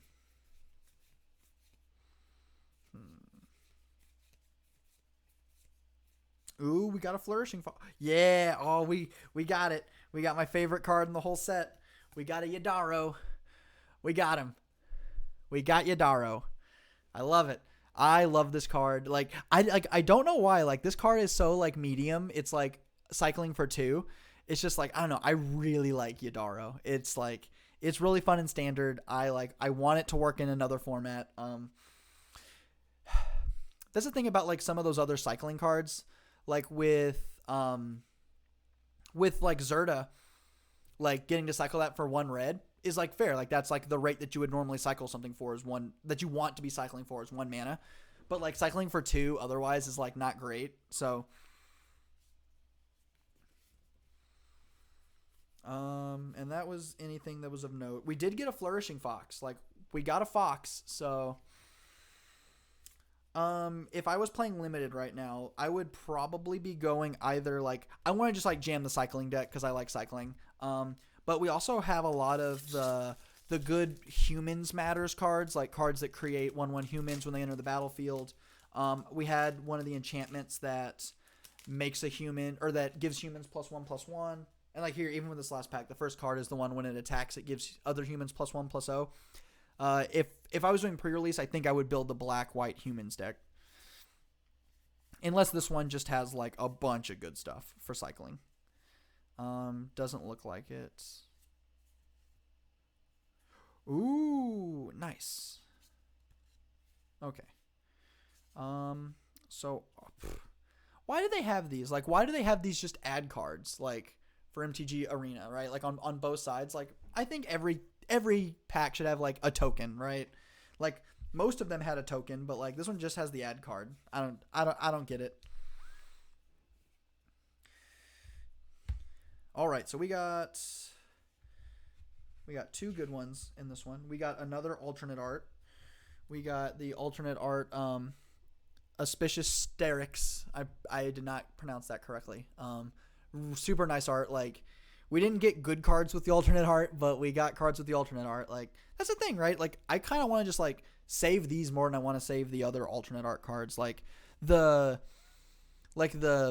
Fairy Tale frame from Throne of Eldraine, or even like the Constellations. Like, I thought those ones were pretty medium. Like, okay, but like these, like I really like them. And our rare was Offspring's Revenge. This is where we can exile a red, white, or black creature card from a graveyard and make a token of it, except that it is a 1/1, and it gains haste.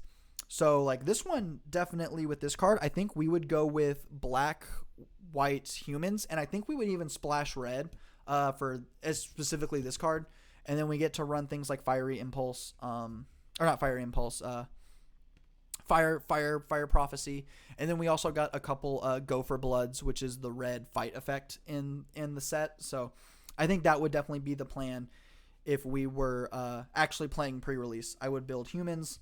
I would build Mardu humans, light red splash for some interaction, and I would just jam this Yadaro in there. It has no synergy with the rest of the deck, but just, hey, maybe we get there. It's a 40-card deck. Maybe we can just get the 8/8 in play. So that would be the plan if we were doing that. This was a rather long stream. Playing a control deck definitely took like a solid 2 hours for us to do. And I really appreciate those of you that have been sticking around for most of the stream. Like, it is super encouraging, right? Like, I just was decided to do this because like quarantine was really getting to me, and I was like, hey, we'll just start streaming. It's fun, but the fact that like there are people showing up and actually watching it, like, that makes me super happy.